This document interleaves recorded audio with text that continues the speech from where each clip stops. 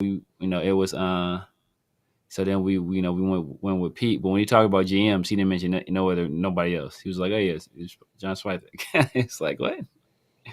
They didn't say another single name, so it makes me think that was like It was the like an other early. They circled yeah him. other interviews was like formalities. Like okay, we're gonna knock Right, these out, but right, this is who we really want to. right, right. Because it was did we interview at we did we interview at we interview Agnew for sure, right? Or did we were we going to?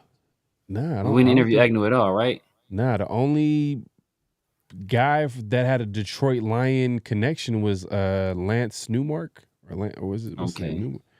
Newman Oh or yeah, Lance Newmark? Newmark. Yeah, that was Yeah, that's yeah, no. that's the only Hard thing. But pass. guys, don't forget to clock in, like, comment, subscribe, hit that notification bell. Here we go. Great Pharaoh. The gift of Troy is a fabulous fabric from the land of the five rivers.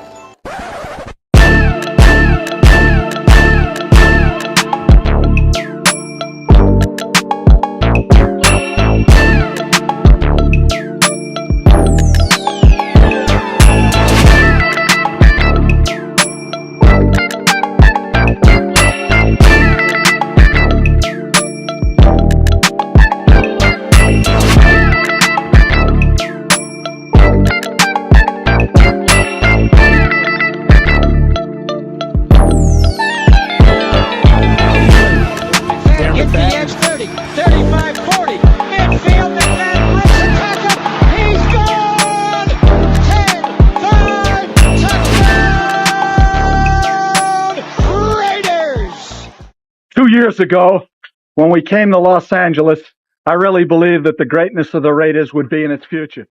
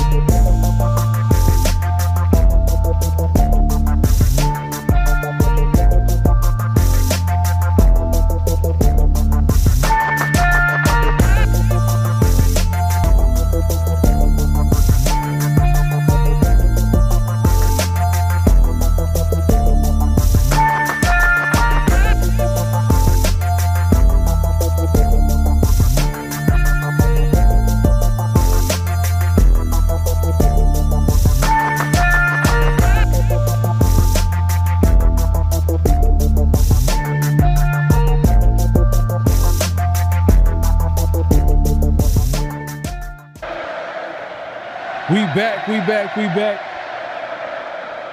We are back for another edition of the Around the Shield, man. Hey, man, PharoahNFL, as you see it on the screen, we got the Severe Raider.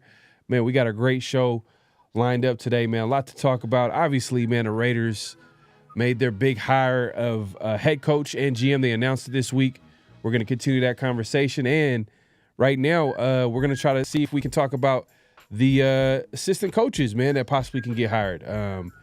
And obviously the big news is Patrick Graham coming back. We'll get into that. So make sure make sure before you even get it, before you do anything, make sure to clock in, hit that like button, hit that subscribe button, hit that notification bell. Man, we appreciate everybody coming through. Man, we got a lot to talk about. Severe, man, what's going on, man? Man, same old, man. You know, just got some good news yesterday. I think it was about yesterday. Yeah, I got some good news on a coordinator front. So, you know, we'll see what we do on the offensive side of the ball. On the defensive side of the ball, looks like we're getting some of that much needed continuity. So, I'm pretty happy about that. Yeah, man. Let's not waste any time, man. Like I said, make sure to clock in, hit that like button, hit that subscribe button, hit that notification bell. Sometimes y'all forget, man. I got to give y'all a reminder. Sometimes I forget to remind y'all, but, you know, hey, man, make sure where you guys are going to be seeing this on both platforms. So definitely clock in, as we like to say it on this channel. But, yeah, man, let's not waste any time, man. Let's get into it, man. So Patrick Graham is officially back at defensive coordinator. There's a chance that we thought we were going to lose him, especially because, you know, hey, this is third head coach, and Patrick Graham is still in the building, man. That's a lot of respect to Patrick Graham. And, hey, it's a big-time move, man. It's going to be let's talk about it. I mean, Severe, what's the impact of Patrick Graham coming back as a DC? So, first of all, just continuity with what we've been doing, right? Like the players that are here, that are signed, that were drafted, they don't have to learn a completely new system. They get to spend at least one more year under the same system they were already under, last year. And also you look at some of the free agents, right?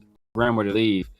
You already know he's going to be on the phone making calls to some of these free agents, especially some of the more productive ones, saying, hey, you know what? Hey, I'm over here now. Like, you know, I like what you did over there. Yeah. There could be an opportunity for you over here, or potentially a bigger opportunity for you over here than where you were previously at. And then something else, right? There's something else I mentioned when I talked about Pete Carroll and his coaching tree. When Pete Carroll got to the Seahawks, there were already two guys in place, right? And the only two guys that have been successful as head coaches that were under, that coach for Pete Carroll, or rather were coordinators with Pete Carroll, were Gus Bradley, who was already defensive coordinator when Pete Carroll arrived, and Dan Quinn, who was the defensive line coach already when Pete Carroll arrived. Who were the two coaches that the Raiders retained? Patrick Graham, who was our defensive coordinator, and Rob Leonard, who was our defensive line coach. So if you're looking at possible succession plans, only two guys that in Pete Carroll's past that have worked out as head coaches were Gus Bradley and Dan Quinn, who happen to be in the exact same positions that Patrick Graham and Rob Leonard are in right now. Yeah, man. It's, like I said, it says a lot about Patrick Graham that he's coming back to his third head coach, pretty much third different regime, and Patrick Graham is back. So, you know, Pete Carroll thought highly of him to bring him back. I think this is a big impact on free agency. You know, there a lot of players that on that defense that are free agents. Now I can see them coming back. I can see the Kuntzes coming back. I can see the Moore coming back.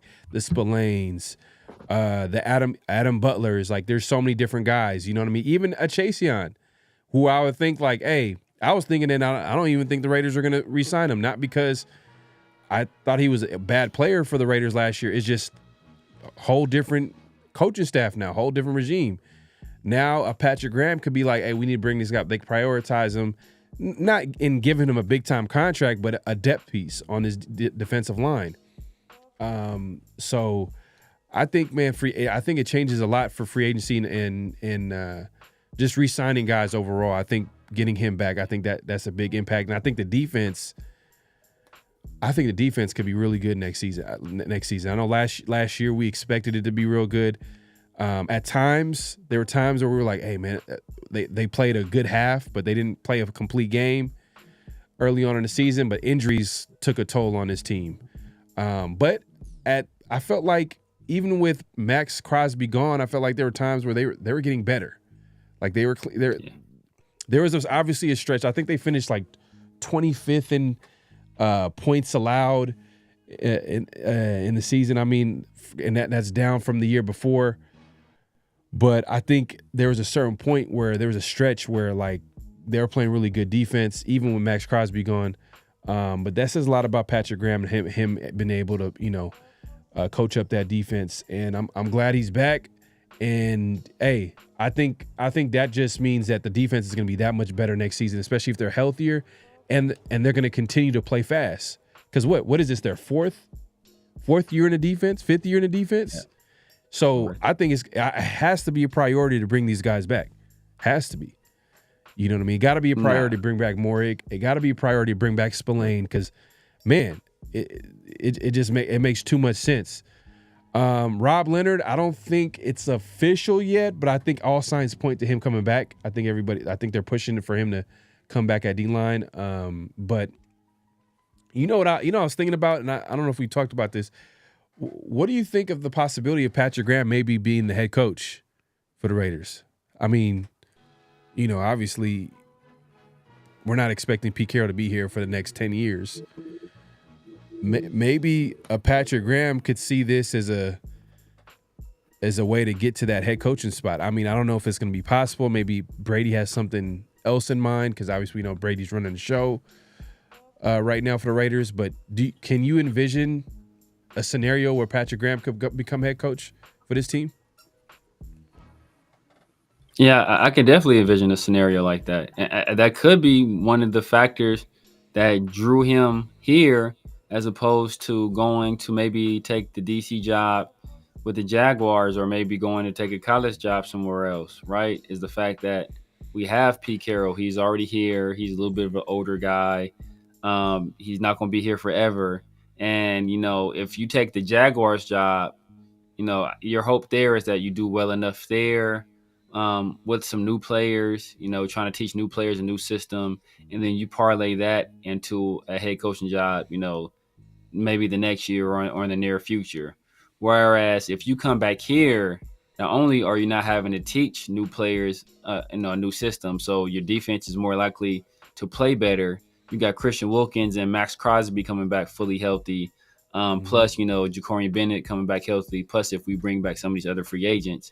So you have a better chance of having a top defense, which puts your name on the radar even more. But your other pathway is, hey, I stick it out here as a coordinator under Pete Carroll.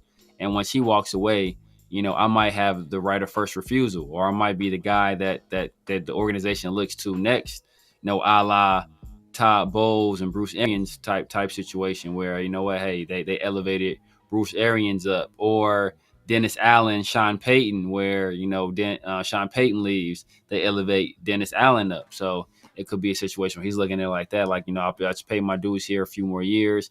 At the same time, I'm learning from, one of the better head coaches of the past 20 years. And, I get that shot very soon. Yeah, I mean, we'll see. I just threw it out there because I feel like, man, Patrick Graham deserves a shot. And I think there is a possibility if the Raiders have a great defense next year, I think he could be as good as gone. I mean, I think, that's why I feel like he should get an opportunity at head coach.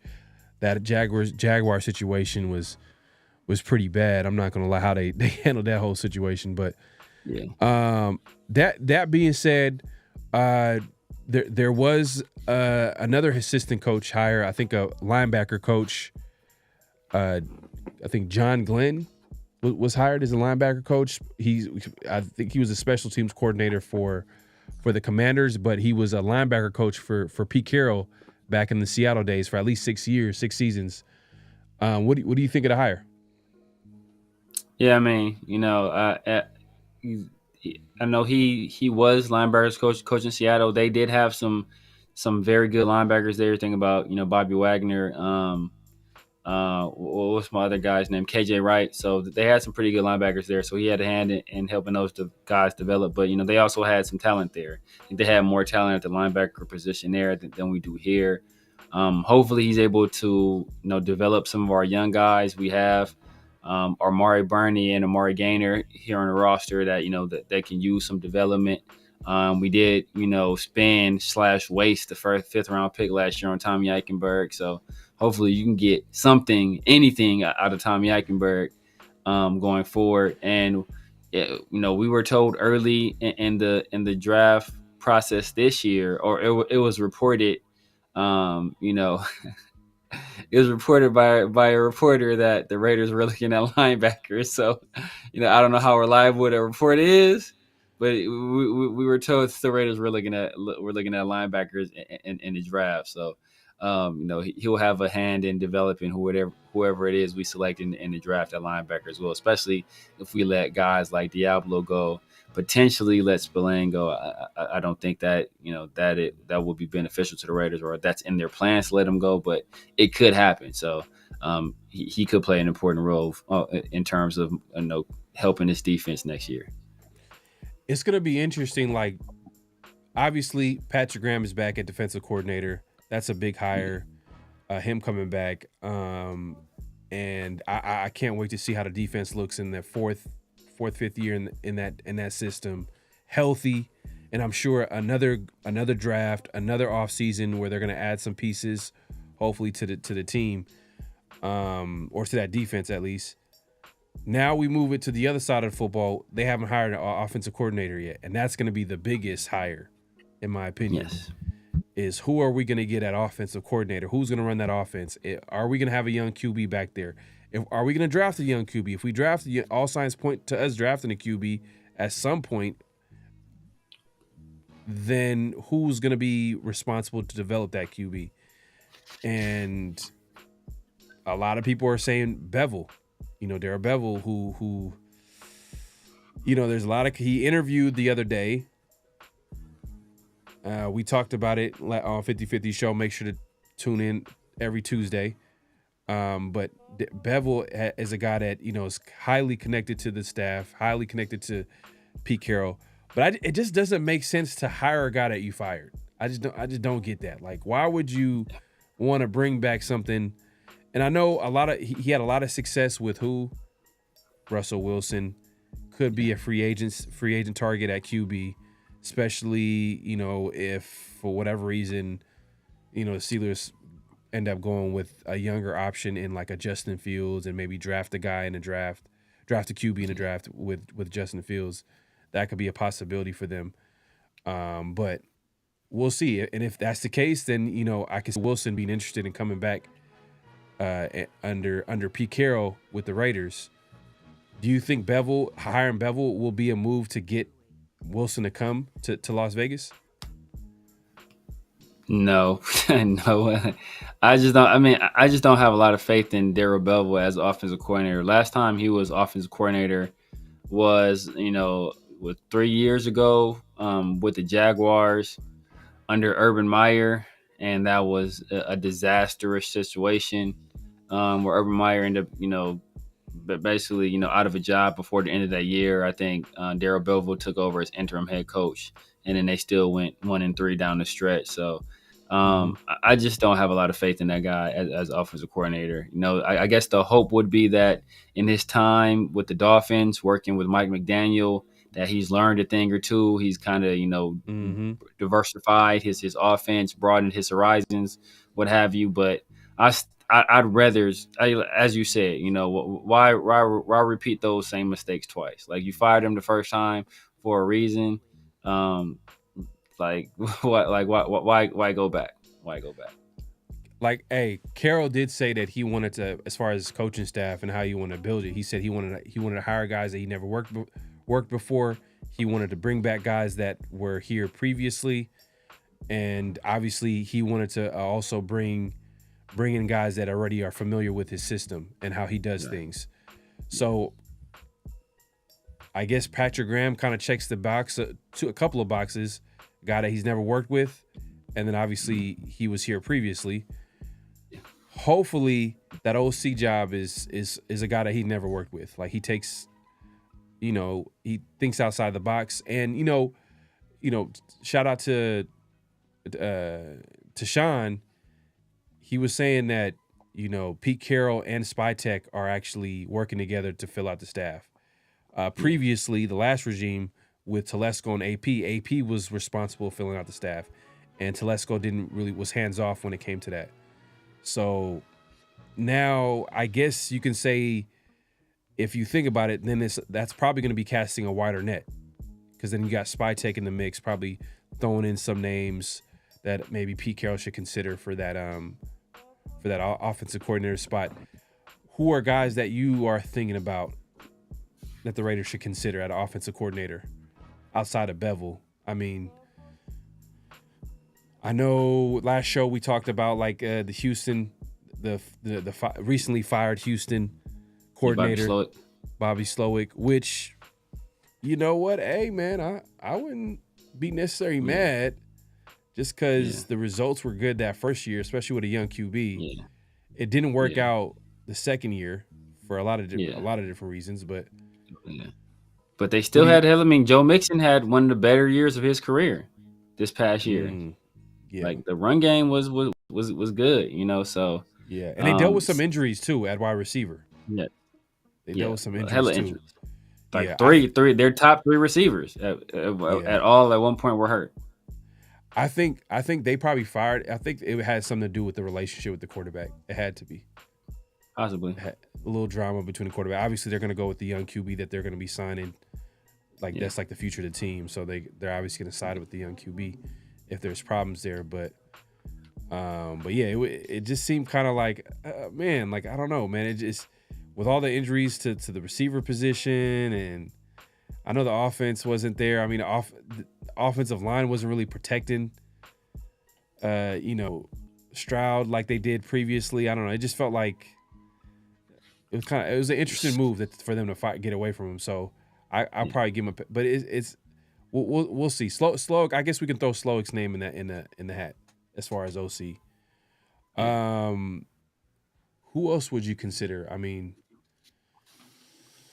I think we've talked about Chip Kelly in the past. That's a guy I wouldn't mind at all either. I mean, I think that's a guy just in terms of just X's and O's, play calling, understanding tempo, like, play design, being able to run the ball and generate, yards in the run game. He's a guy that's done it in the past. And he's also turned, guys that were, kind of so talents at quarterbacks into very good, good quarterbacks at whatever level they were at. Remember how well Nick Foles started his career? Was it 7 touchdowns against us that game? And then, Marcus Mariota was a 3-star recruit, turning him into a Heisman Trophy candidate. Jeremiah Masoli was a transfer guy who, people had said had character concerns, turned him into a very good quarterback at the collegiate level. DTR was a guy that, was inexperienced at the quarterback position, somewhat struggling, got him to the NFL as a mid-round pick. So, like, wherever he's gone, the quarterback at that level has played pretty well. So I think, and he's a guy that all he wants, and we talk about, like just consistency at the position. He's not a guy that no team is going to come knocking down our door to hire Chip Kelly as their head coach, right? Like Chip Kelly is going to be entrenched as our offensive coordinator for a long time. So, that's a guy that I wouldn't mind. And we see, Ryan Day, he was basically like Ohio State fans were ready to run him out of town if he didn't put together a successful season this year. Chip Kelly comes over to be his offensive coordinator, and what do? Win a national championship. So he's definitely a guy we should consider. I know we considered him last year, and I forgot there was some reason. I forgot what the reason why it was we didn't bring him on, but he's a guy I definitely think should be at the top of the list or near the top of the list. Byron Leftwich. Me and you talked pre-show about it. I think that's a guy we should consider. Also has those Tampa Bay ties with Spytek. He was a quarterback. I think he was the offensive coordinator when Tom Brady was there when they won the Super Bowl. So he has the jewelry. And then I got to shout out somebody in my comment section, Jonathan Meeks. He brought up a very interesting name, a guy I didn't consider, but a guy that's a very intriguing candidate, Thad Lewis, who is the current quarterbacks coach for the Tampa Bay Buccaneers. He arrived there in 2020 as a intern, or offensive intern. Took him 2 years. He elevated to assistant wide receivers coach, after 2 years from there, he was the quarterbacks coach. He, his time as quarterbacks coach aligns with the time that that Baker Mayfield got there, when Baker Mayfield has played some of the best football in his career. And the player Baker Mayfield has gotten 2 guys head coaching jobs, and Dave Canales with the Carolina Panthers, and most recently, Mr. Honesty himself, Liam Cohen, with the Jacksonville Jaguars. Mr. Honesty, man. That's That's hilarious. the honesty is the best policy. You know what, Chip Kelly? I can see that. I can see that happening. Not to say that it is going to happen, but I can see that happen just because what did Pete Carroll say he wanted to do? What does he want to do? He wants to run the football. He wants to play good defense and run the football. Right now, the Raiders don't have a quarterback. And what Chip Kelly can probably bring to that offense is probably develop that run game. And I think that could possibly be a fit. I'm not sure. Usually when we try to think about some of these coach hires, we're like, oh, where's the connection? Yeah. But Pete Carroll did say that he's willing to hire someone that he's never worked with before. So we'll see, man. Does he go with a familiar face, or does he go with someone that he's never worked with before? That's the question. Hopefully it's the latter, man. He's never worked with before. But yeah, that being said, hey man, make sure to clock in. If you haven't already, make sure to like, comment, subscribe, hit that notification bell. You're going to be seeing this on both of our platforms. Let us know in the chat, man, guys that you're probably interested in the Raiders probably looking to hire. I think Ricky Manning Jr. is going to be coming back. He worked with Pete Carroll as a back in his Seattle days. He was last season's cornerbacks coach. So I think he's going to be back. Trying to think if there's anybody else that might be back. It's going to be interesting who that offensive line coach is going to be too. That's another big hire too. Yeah. Recently, Tom Cable was on Marshawn Lynch's podcast, and I think they shoot it in Vegas. I wonder if he was invited to that podcast and he just like, you know what, I'm going to fly out to Vegas. I don't know if he lives out in Vegas currently. He did coach for the Raiders for a few years. So maybe I'm sure he's probably still there, still living there. I don't know. But that's a connection that some people have made, is Tom Cable, because he did coach under Pete Carroll as an O-line coach. And I'm not sure if I'm gonna be a big fan of that. I just hope they go a different direction.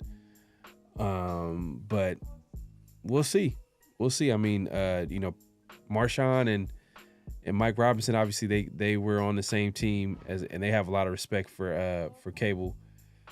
Yeah. But if you bring, he's going to bring back that zone blocking scheme. Yeah. He's going to turn the tight end or wide receiver into offensive tackle or center.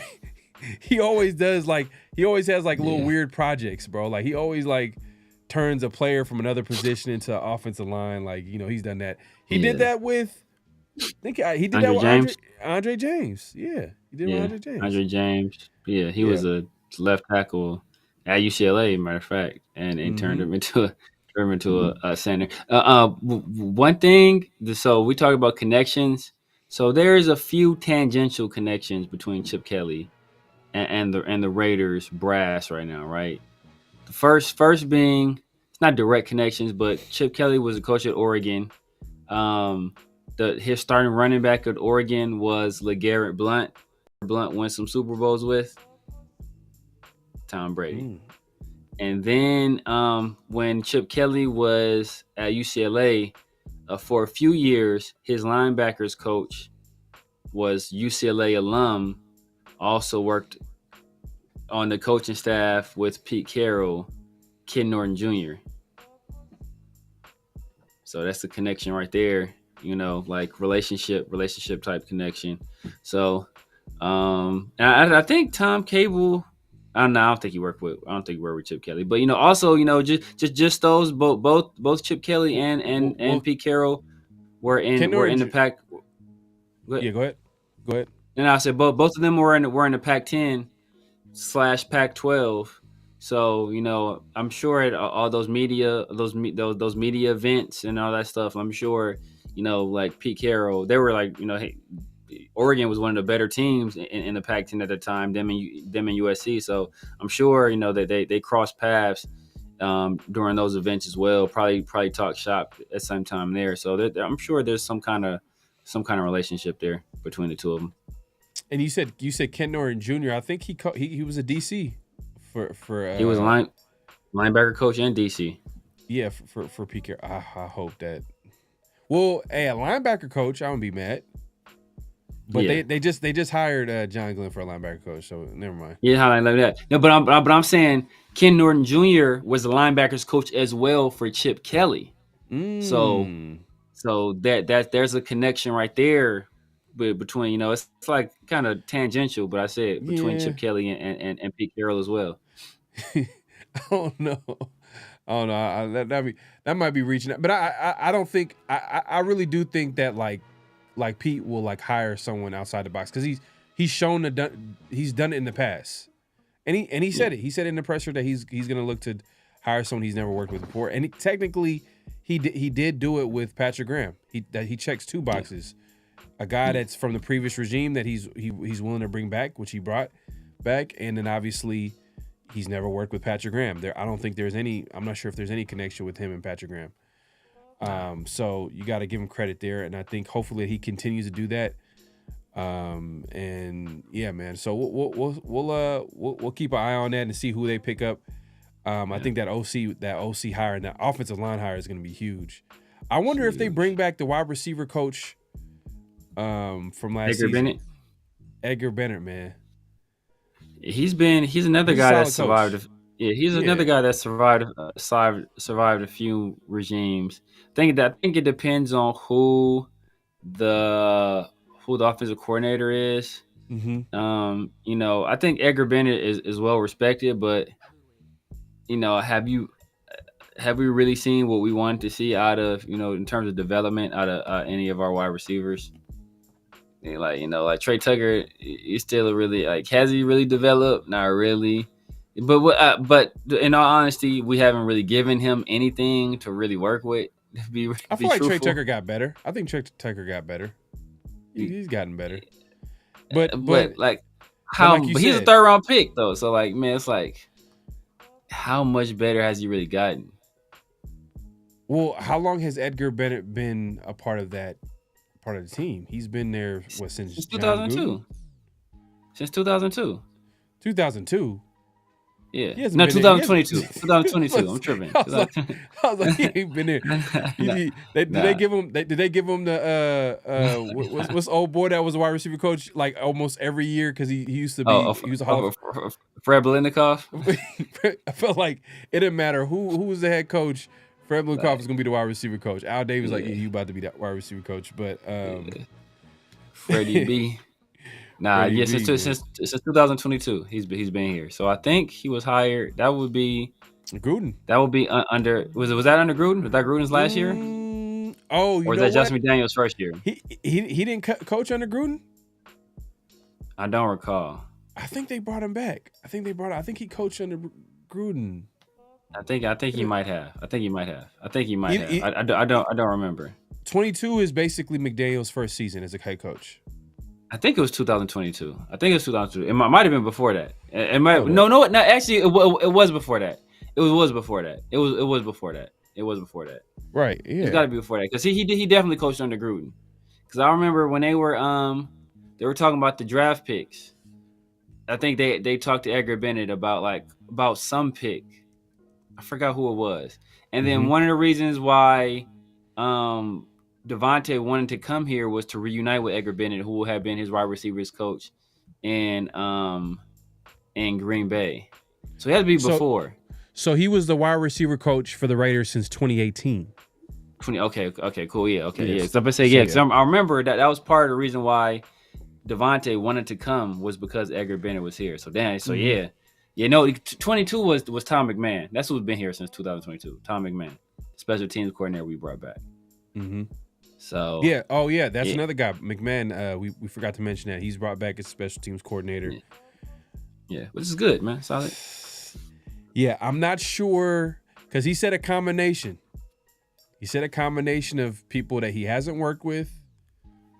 Bring back some guys from the previous regime, but also guys that know his style of coaching and how he wants to get things done. So he's already so John Glenn is a guy that's familiar with that.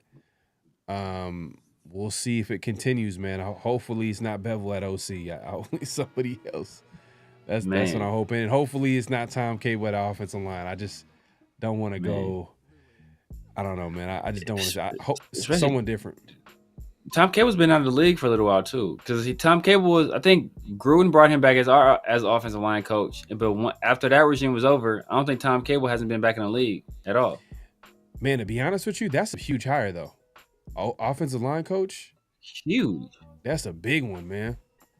Because we got DJ Glaze and Jackson Powers Johnson, both young guys. We feel it's going to be like integral part of this franchise going forward. So it's like you got to trust the right person with their development. Also, too, like the personnel too that's on the team. If you go, let's say, a different type of scheme, and a lot of the personnel already on the team doesn't fit that, or they have to adjust, then it's like, man, it's gonna be. Yeah, it's gonna be tough, man. Yeah, it's gonna be tough. Yeah. So we'll keep an eye on that, man. Hopefully we can hire someone good. It is kind of late as far as hiring some assistant coaches. I mean, a lot of the teams have kind of. I think the Chicago Bears damn near filled out their entire staff. Yeah, bro, they've been moving quick. Quick. I think Dallas too, right? Like, didn't Dallas move pretty quick? Like, because like somebody hired like Eberflus. Did Eberflus go to Dallas as defensive coordinator? That was a good hire. I like that hire. Man, quick, right? Ben Johnson got in there after the first day. I think it was Dennis Allen, right? Dennis Allen was. Yeah. I think Ben Johnson mentioned. I don't know if he mentioned this.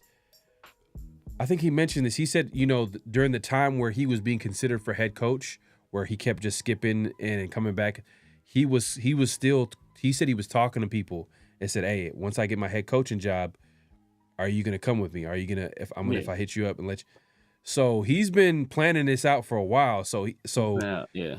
You know what I mean? But Dennis Allen was a head coach already. So Dennis Allen knew he was gonna get fired. So that was just that was him identifying. But that's the thing, bro. Like when I don't want to harp on this issue, but when you young, bro, you agile, you quick, you make decisions fast. Like you ain't hemming and hawing and you know what? Nah, bro. It's I got this is what I want to do. This is what I got in mind. This guy respected. Bam, bring you on. Bam, you my guy. Brian Schottenheimer, he got hired after Pete Carroll. How is he filling out his staff before? It don't make no sense, bro. Like Pete Carroll got all these connections, been in the league all these years. Spike Tech got all these connections. Brady got all these connections. Like, bro, you need to. I don't want them to rush the decision. But you should have some people in mind and already be, hey, you know what? What's up? Having some. I ain't even heard of an interview. Like outside of what Bevel has the Bevel officially interview, or we just had a phone conversation. He officially interviewed. I was like, outside of Bevel, like, bro, like that's come on, man. Like, what are we doing here? Like, this is your potentially your most important hire. Like you gotta don't do this like you did the head coach and bring in 3 guys and then like, oh well, damn, this is all guys. Our main guy didn't want to come, so we gotta like cast a wide net, bro. Fine, like talk to all these different people, especially if they're working for other teams. Get some intel on these other teams anyway.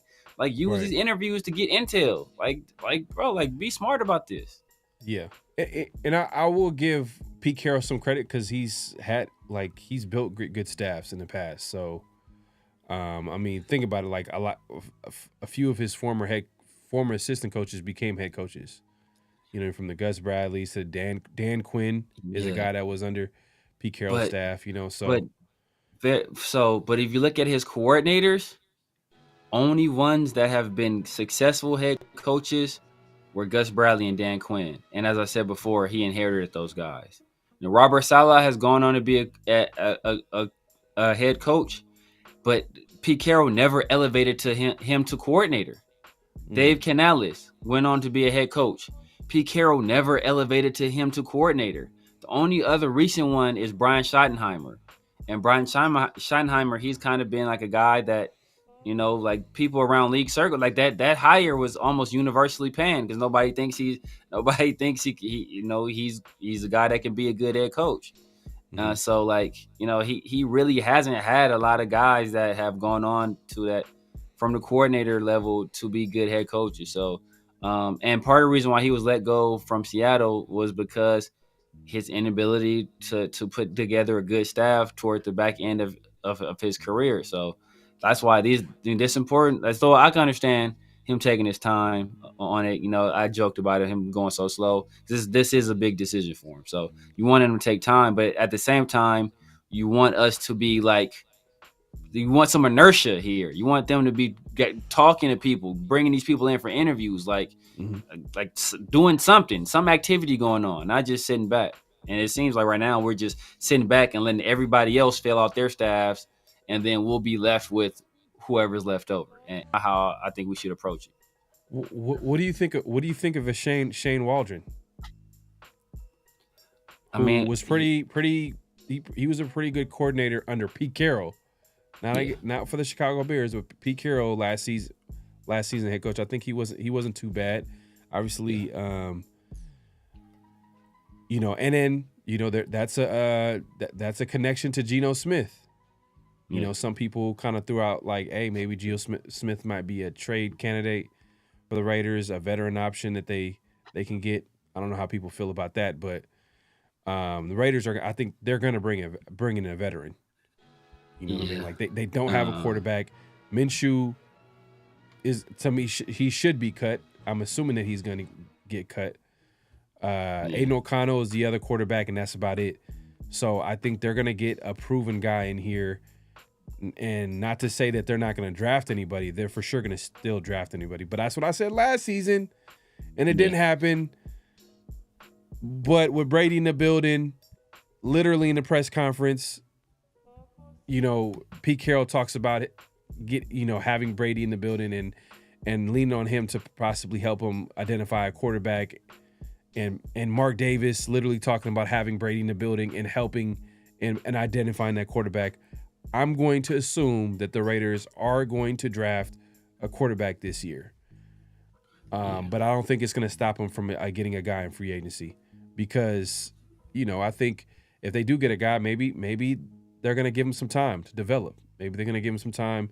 He might not start right away. If he wins the job outright, that'd be beautiful. I mean, that's a good thing. It's not a bad thing, but there's a possibility that they don't draft a quarterback in the first round. They can draft him in the second round, third round, whatever the case may be.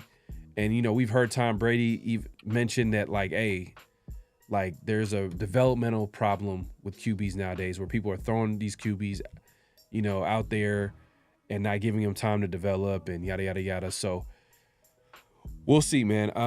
That being said, I guess a good segue, man. So I think you kind of started the conversation about Pete Carroll. I think, and make sure to clock in, hit that like button, hit that subscribe button, hit that notification bell. You're going to be seeing this on both our platforms. So if you haven't already, make sure to do so. But yeah, I guess that's a good segue to around the nation. This is where we like to talk. We get the conversation going with that's happening around the nation, and where everybody's talking about Pete Carroll being hired as a Raiders coach, and for the most part, the media loves the move. Everybody loves the former players playing that coached under him or that played under him. The media, they're all like, man, like you got the Dan Patricks of the world saying that, hey, man, if I would have known, Pete Carroll, it was between Pete Carroll and Ben Johnson, I'm going Pete Carroll all the way and yada, yada, yada. Which, to be honest with you, I'm not surprised that everybody loves Pete Carroll because he has developed a reputation over time as a really good coach. Chance he'd be a Hall of Fame. He's a Hall of Famer. He's won a Super Bowl, won a national championship. Like, he's built so many relationships. He's done it. He's done a good job for a long time. So I can understand that, like, people, are excited for a guy like Pete Carroll to come to the Raiders. That being said, not everybody loved the move, and and I wouldn't say that I love the move. Obviously, if you've been watching us, you know that we've kind of been skeptical just because of his age. What is the plan? What Pete Carroll look like? How long does he coach? What's the plan? Like, what are we going to accomplish with Pete Carroll at head coach? And Pete Carroll is coming in here, from what it sounds like in his press, he's coming here to win. Yeah. So, and he knows he doesn't have a lot of time. I mean, he's up there in age, so he's not gonna be here. He's not thinking about a rebuild. He's coming in here trying to win. That being said, Emmanuel Acho, Severe's favorite sports analyst, he talks about his thoughts on the Pete Carroll hire. And give me just a second. I'll pull this up here. Let's see here. Yeah, well, while you put that up, hey, I know you did mention Shane Waldron. Mm-hmm. Hey, Shane Waldron is a name to look out for. I would just say that. He worked with the Patriots under Belichick as tight ends coach. Worked with the Rams under McVay. Worked with Pete in Seattle. That's the name to look out for. That was an OC. That was an OC that, like, last coaching cycle when we're trying to match OCs with AP, we're like, hey, I wouldn't be mad at a Shane Waldron coming to the Raiders at the time. You know what I mean? And he did well with Geno Smith and he went to the Bears. And when he left, Geno Smith didn't look like the same quarterback that he was under Shane Waldron. So no. And obviously it didn't work out with Caleb Williams, but Caleb Williams. Yeah, but Eberflus was the whole situation was kind of shaky just because Eberflus was literally, he was on a hot seat to begin the year, and on top of that, Caleb Williams kind of was struggling a little bit, playing like a rookie and yada yada yada. But it is what it is. It didn't work out. But this is what Emmanuel Acho had to say about the Pete Carroll hire. You got a bridge coach, and you're going to have a bridge quarterback and expect to have successful seasons? It's bad math. Pete Carroll turned 74 years old in September. How long do you anticipate that he's going to coach? Pete Carroll's a defensive-minded head coach, at least I would suggest that. But the Seattle Seahawks hadn't had a top 10 defense since 2016. So you're a defensive-minded head coach, but your defenses, your last several years were 25th, 11th, 15th, 22nd, 11th, 13th. So the thing you do best, you didn't do it best. Furthermore, Pete Carroll hadn't won a playoff game since 2019. Not to mention that Pete Carroll and his leader in Russell Wilson, there was tension there. As a result, they both departed. So while I love it because the name Pete Carroll will always and forever ring a bell in the sport of football, he's one of the most brilliant football minds ever, I just don't know that it makes a ton of sense. I think it was a safe hire. You got a bridge coach, and you're going to have a bridge. I think that line right there, you're going to have a bridge coach with a bridge quarterback, and you thinking that you're going to be successful. Man, I mean, yeah. And that's the thing. That's kind of what we've been saying, like, so much about the hire was that, like, it's what's the plan? Like, who's the successor? That's something that we haven't even heard. Like, no one's even talking about it. Everybody's just talking about, Pete Carroll, he's the coach. But no, I guess maybe we're waiting for this staff to fill out. Maybe we're waiting for a young, bright OC, or maybe, it's Patrick Graham at head coach. Maybe he's an assistant. Maybe he's getting an assistant coach title, or I don't know what the case may be. But I don't think Pete Carroll's going into this thinking that he's going to be, grooming someone to become his replacement. I don't think that's happening. I think he's going in here like, I am the head coach. I'm the guy that's won a Super Bowl and led a college football team to a national championship and, yada, yada. He's had success all these years. You know, it's kind of interesting that people they're kind of overlooking the whole situation. But, you know, last show, we kind of took some heat. Some people saying, oh, we're being super negative and yada, yada, yada. But we being realistic. Exactly. And I think the main thing that I you know, I can speak for myself, but like main thing that I was saying that for me, it's going to be a wait and see. Exactly. And me following this team for a long time, I'm being fair. Maybe even being generous, but I'm being fair when I say it's a wait and see for me. I'm going to let this play out because I'm not going to be one of the people that's going to be like, oh, the Raiders are going to do this and they're going to win this and then they're going to How many years have we done that? How long have we done that where we've put in so much expectations, you know what I mean, with this team, and then we come up short? Or we you know, we don't obviously live up to those expectations. Because obviously the offseason is probably the best part of the Raiders. For how long? We get hyped up during the offseason, and then obviously the season comes along. Now I'm not trying to be Mr. Negative. I'm trying to be I'm just being realistic. And man, when the Raiders do something like this where, you know, they hire a coach in his 70s, the oldest coach in NFL history, I'm just looking at history. Has it been done before? Hasn't been done before. You know what I mean? There's a reason why we don't see coaches in their 70s coach no more. I mean, Bill Belichick. Why? The guy that got 7 rings. He doesn't have a job in the NFL. He didn't even try to come back and interview for jobs this year. He took a college job. That should tell you everything you need to know. But go ahead, Severe. Yeah, man. What's wild is that, remember when like it was being bandied about, you know, last year and even a little bit earlier this year, right? With Tom Brady, it's like, oh man, should the Raiders hire Bill Belichick? Should the Raiders looking at Bill Belichick? Remember, like when we had placed that phone call to Bill Belichick to talk to him, like everybody universally panned it. Oh, why are you gonna Bill Belichick? Why you bring in like? But like that's that same energy with Pete Carroll. So it's just like it's wild. People would just, you know, like that. I understand, like you're a fan, you want to be supportive of your team, but first of all, like part of being a fan is being able to be critical because you want what's best for your team.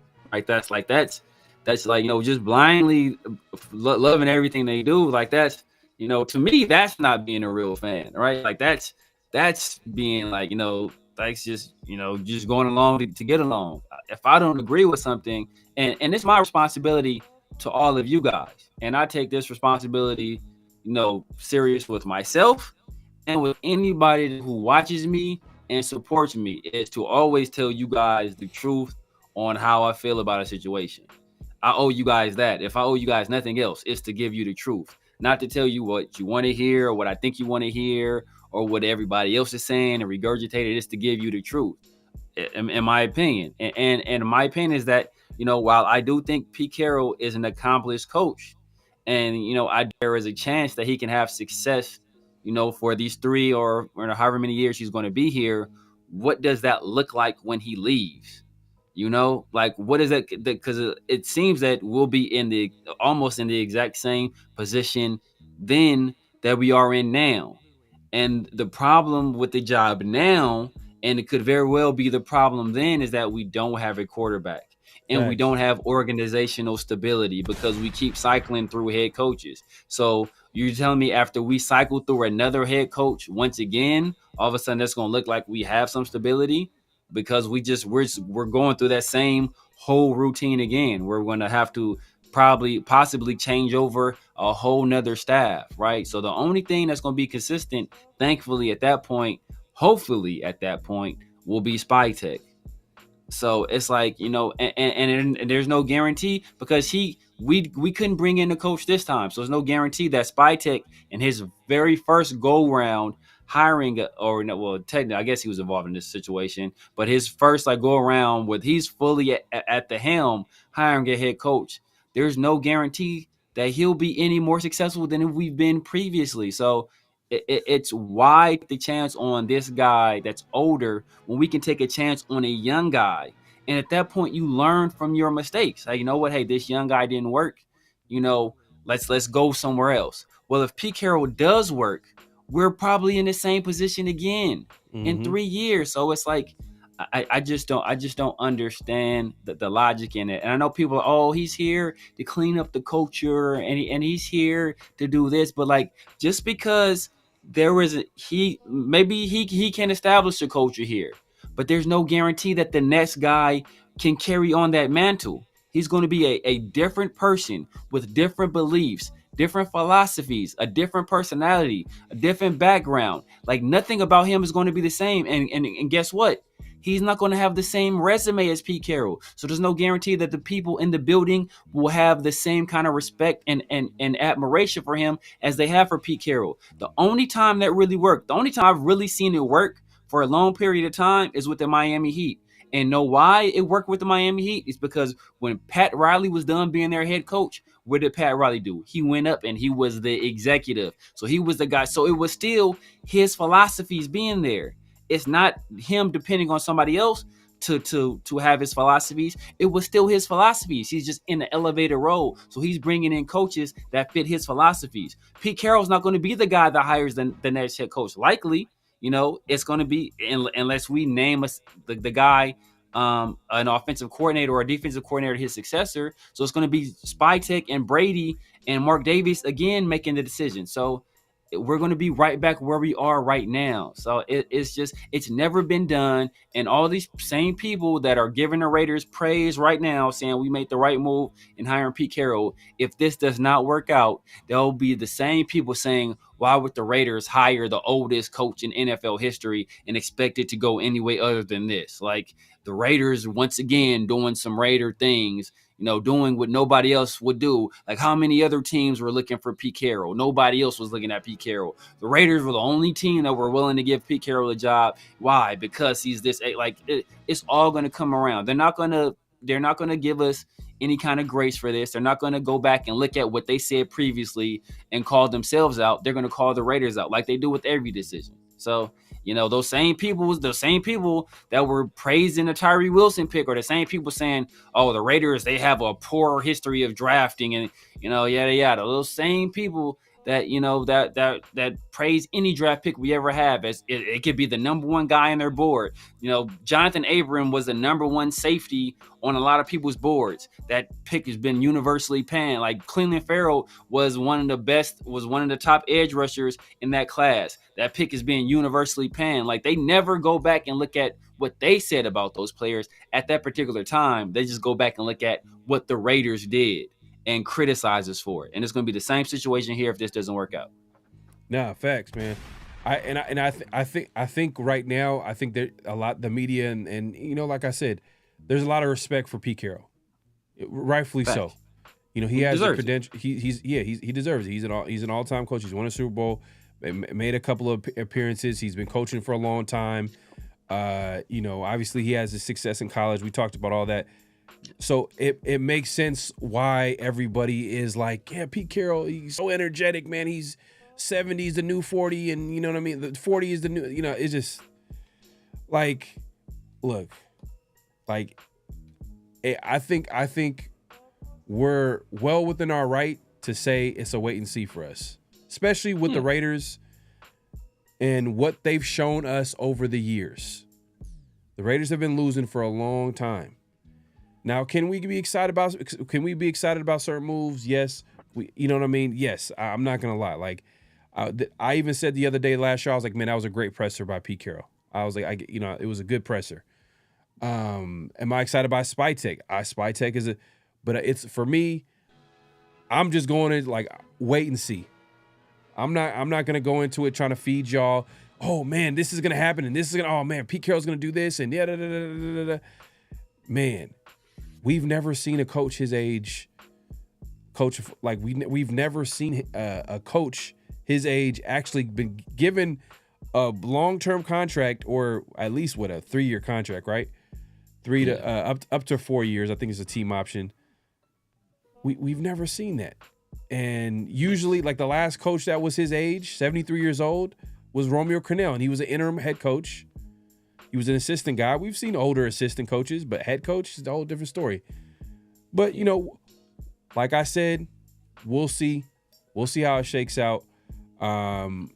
Hopefully, you know, you know, Pete Carroll and Spytech is part of the search as well. They put together a good staff. But yeah, man, it's I'm surprised, man. Like, but look, Pete Carroll, I got a whole lot of respect because usually when the Raiders make a move, the media is quick to like criticize. So, but you are right though. You make a point. But once it falters or it doesn't work, they're gonna be like, the Raiders went ahead and hired. Yeah, the Raiders went ahead and hired the oldest coach.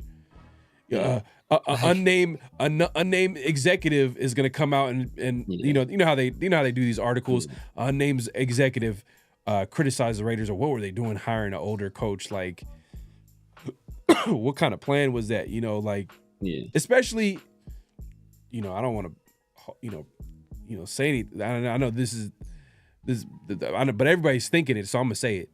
Like, what happens if something happens? Yeah. Exactly. What happens if he trips and breaks his you know, hip or something like that? Yeah. So the thing about it is like you made a good point as like he's gonna be the oldest coach to ever coach in the NFL. But he's also the oldest coach to ever get hired. And so it's not like, you know, like even coaches before, even if they're in their role, before they even get to Pete Carroll's age, they leave.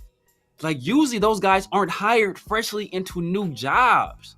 Like, this is like legitimately the first situation where this has happened in the NFL. Just like, think about it. This doesn't happen. Just think about this, Severe. Bill Belichick, the guy that won 6-7 Super Bowls, interviewed for the Atlanta Falcons last head coaching cycle. Yep. Raheem Morris, a long-time assistant coach. Yep. I think the only time he's had experience as head coach was as an interim head coach for the Atlanta Falcons. Yeah. And they passed on Bill Belichick, who won 6-7 Super Bowls. That being said, you know, maybe Bill Belichick probably has some demands. You know what I mean? Like, hey, if I want to become a head coach, I'm going to probably be taking over as a GM. You know what I mean? I'm going to be you know, whatever the case may be. But that was the only thing that was the only interview that we heard that Bill Belichick had. Yep. I mean, I'm trying to think of, was it Panthers maybe? Did he interview for Panthers? I don't know if he interviewed anybody else. And part of the reason people were saying why he took the North Carolina job this time around so quickly is because he didn't want to deal with the embarrassment of either not being requested to be interviewed or interviewing and not getting the job. So rather than deal with that, he's like, you know what? I'll just take this job here. And then he didn't even sign his contract until recently. He had only signed there was only the little offer sheet agreement between. He didn't sign his contract until until the Cowboys filled their job, and because if he had signed his contract, there was going to be there was only a $1 million buyout before he signed his contract. Once he signed his contract, there was like a $10 million buyout. So like that's why he didn't sign it until recently. So, you know, he was still low key holding out hope, and nobody really checked in besides us. We put a call in, but other than us, nobody really put a call into him. So, you know, like teams are like, and like sometimes they say when everybody else is going left, you know, you go right. You know, sometimes you want to cut against the trends, but like everybody in the league is hiring young, offensive-minded head coaches, like you know, to varying degrees of success. You know, I might say, but you know, most of these guys are hiring young, offensive-minded head coaches.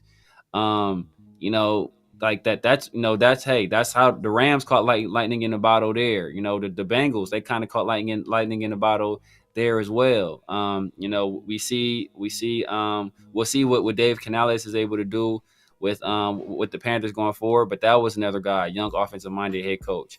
That's been the trend, because you want to get these guys and pair them with a quarterback. That's why the Bears are hiring Ben Johnson, because they have their quarterback. They want to have a guy that's they're going to be there permanently develop their quarterback. Now the Commanders, they did a little bit different, because they were able to bring in Cliff Kingsbury. So maybe if we able to get a young offensive mind at coordinator, maybe this all works out. But if that happens and we have success, guess what's going to happen? Somebody's going to hire that guy, because that's the trend. You hire these young offensive minds. So it's like, and nobody's saying Pete Carroll can't coach. Pete Carroll can coach. He's one of the best coaches of the past 20 years. He's going to be in the Football Hall of Fame for sure. If he's not in the College Football Hall of Fame already, he's going to be there as well. But I think he's already in the College Football Hall of Fame. So he's going to be in the Pro Football Hall of Fame and the College Football Hall of Fame. Like, he's a very accomplished coach. But, he's 70. He's 73 years old, going to be 74. Like, there's so many variables involved with that. Like, anytime you go into a situation, you want to eliminate as many variables as possible. You want to get rid of as many ifs as possible. When you hire somebody that old, there's not only is your ceiling lower, but there is added variables, and you don't want to be having all these added variables.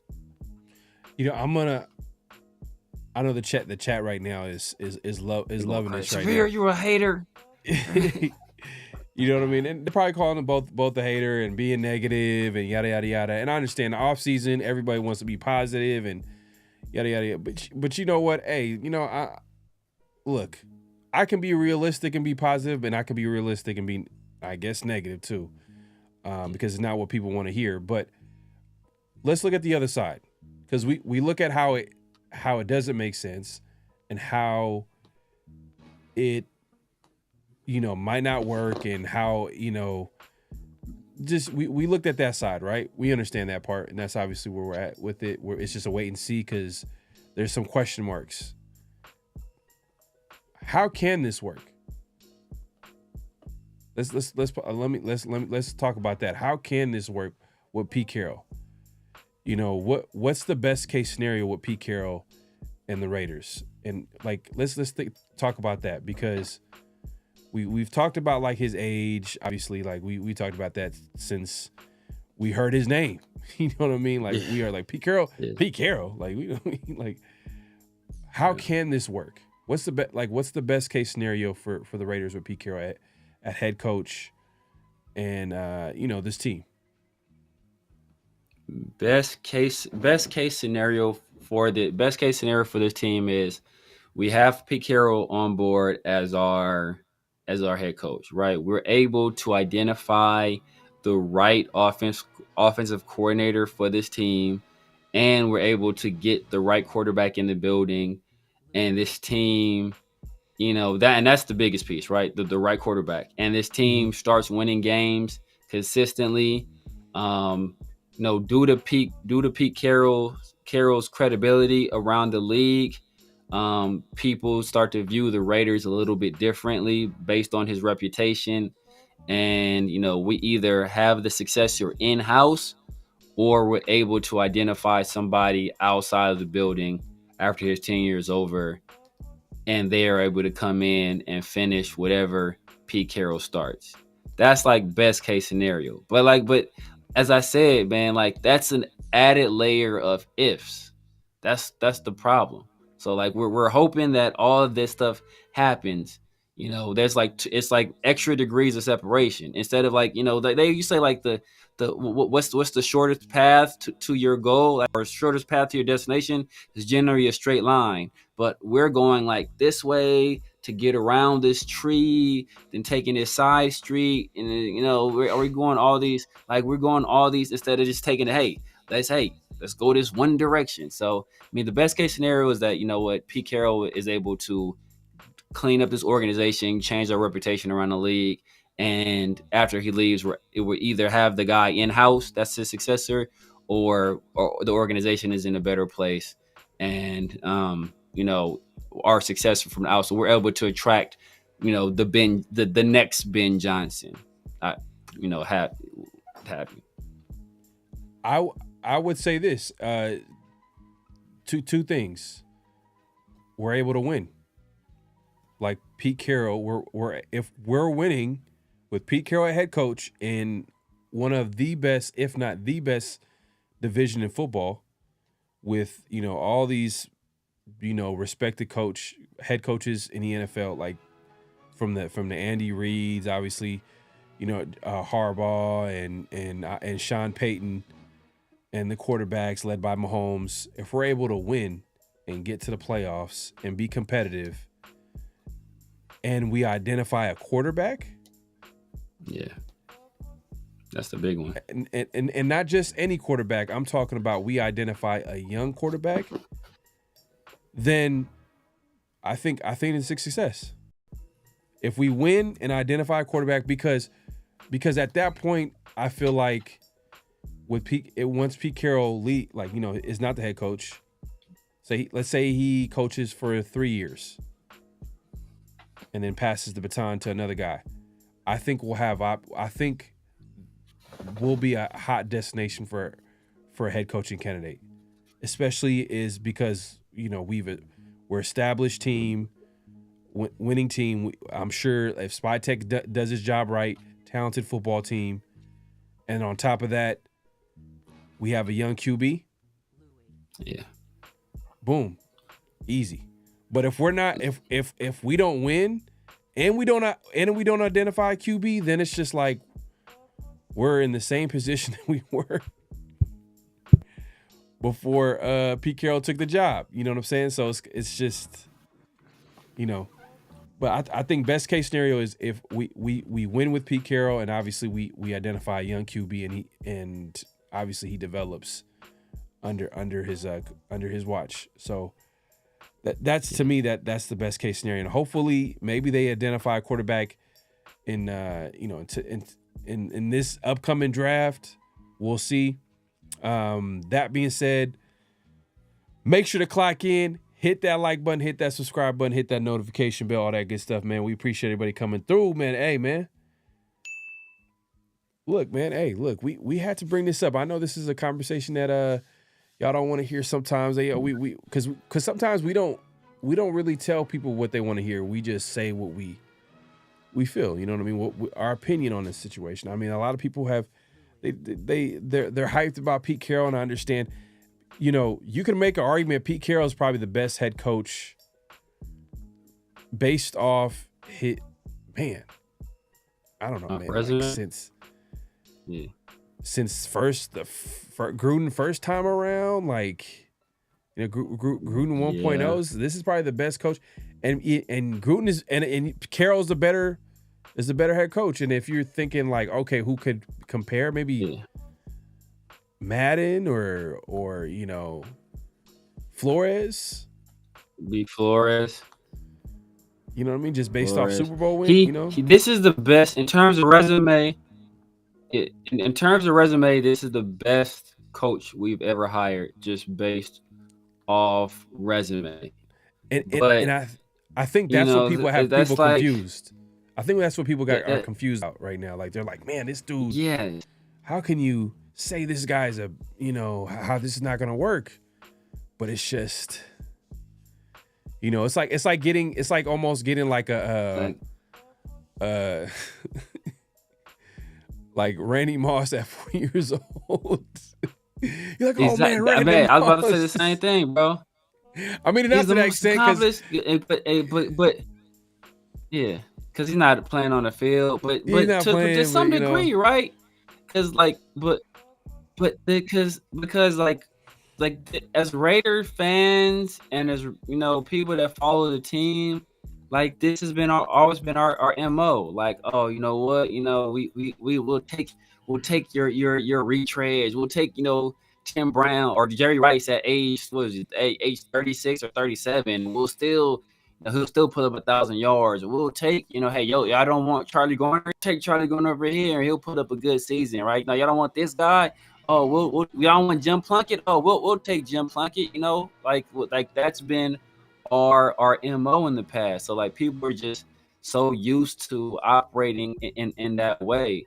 So, it's, but all this, as you said, it's contingent on the quarterback, man. Like as far as dysfunctional as this organization had been, if we had a young stud quarterback, nobody would give a damn, right? Like, these coaches would have still been lining up to take this job. Like, yeah, like, that's a bit like the difference between us and the Jaguars is the Jaguars have Trevor Lawrence, we have Aiden O'Connell. That's between, Amy Trask talked about it.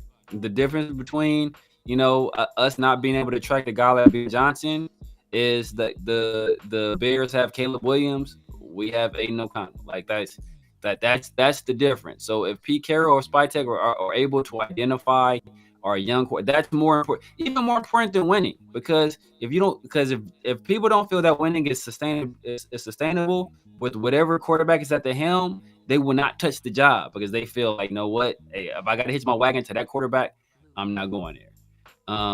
If you identify a young quarterback, people look at the Jaguars. They've been as dysfunctional as dysfunction can be. They still attracted a top candidate. Look at the Bears. They've been as pretty dysfunctional franchise themselves, but a guy is willing to hitch his wagon to a generational talent at quarterback. Like, we don't have that, and that's been the biggest issue for this franchise for quite some time. Spytek, he made a point to point out how he liked how, Pete Carroll coached Seahawks teams went about trying to address the QB position. They tried through the draft, free agency, through trade. Basically, they exhausted all resources to get to eventually find their guy. So, which tells me that that's what he's going to do. Which, that's exactly what the Raiders should have done last offseason. You know what I mean? But I felt like they kind of fell asleep on the wheel, or they took their time, and Telesco was trying to let the board fall to him, or whatever the case may be. They just went about it in a whole different way. But I think the Raiders are going to be aggressive in trying to upgrade that room. Could it be trade? You know what I mean? From the Staffords, Geno Smith. Outside of that, I don't see any other possible connections. I mean, with Ben Johnson on the board, obviously the favorite was like, oh, maybe Hendon Hooker might come to the. But I don't think that's gonna happen. Yeah, I don't think that's happening either. Right? Yeah, if the Raiders have Michael Penix instead of Aiden O'Connell and Gardner Minshew, first of all, we probably win more games, and there's a possibility Antonio Pierce doesn't get fired. Right. But if he still does get fired, like, there are going to be a lot more people around the league saying, like, yo, man, I want to go coach that kid, because that kid has that it factor. Yeah. Like he's a leader. He has the arm talent. He has that it factor. I want to be the guy that turns that guy into a Super Bowl winner or to an MVP, which is something we'll talk about next. That what's so crazy? And I don't care what anybody says.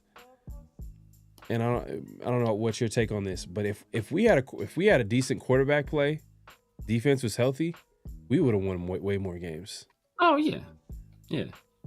Like, if the quarterback play was actually like solid, like, obviously we didn't. This last year's team was tough, man. We didn't have a run game. The QB play was below average. And the injuries on defense, like, we had no chance of winning. But that's a whole different conversation. That's in the past. Make sure to click and hit that like button, hit that subscribe button, hit that notification bell. But yeah, man, that's around the nation, man. The conversation right now is happening. Is everybody's excited about the hire, but not everybody. Some people had some valid criticisms of the move. Because it's going to be interesting to see something that we have never seen before. With Pete at his age, but hopefully it works out. Like I said, I think the main thing that people are kind of missing is that our take is we're skeptical of the move, but it's a wait and see for us. We got to see it play out. We want to see it play out. That's the main thing. And if people don't understand that, then I don't know. You know, hey, look, y'all can go buy in right now, but after so long being a Raider fan and seeing every different type of scenario, and I bought into the McDaniels, even though they were former Patriots. I try to buy in with Gruden. I try to buy. It's a wait Now and you see gotta show for me. me. Now You gotta show me. When you Yeah, show me, I'm gonna be the first one to be like, man, I was wrong. Yeah. Man, this team is X, Y, and Z, one of the best teams in football. Yada. You know, I mean, I'll buy in, but right now it's a wait and see. But Yeah. there's a whole offseason ahead of us, and I'm going to be excited about free agency and what the moves are going to be looking like, especially draft. I'm going to be definitely paying attention to that. We'll make sure to tune in. We're going to have plenty of mock drafts. Going to be getting into a lot of that. Obviously, the Senior Bowl happened this week. From a lot of people have been paying attention to the quarterbacks over there, the Jalen Milrose, the Jackson Dart. We're hearing Jackson Dart is kind of like the best quarterback out there. I think Milroe had a at the time of this shooting this episode, Miller had a solid day, but overall, I think he's been struggling.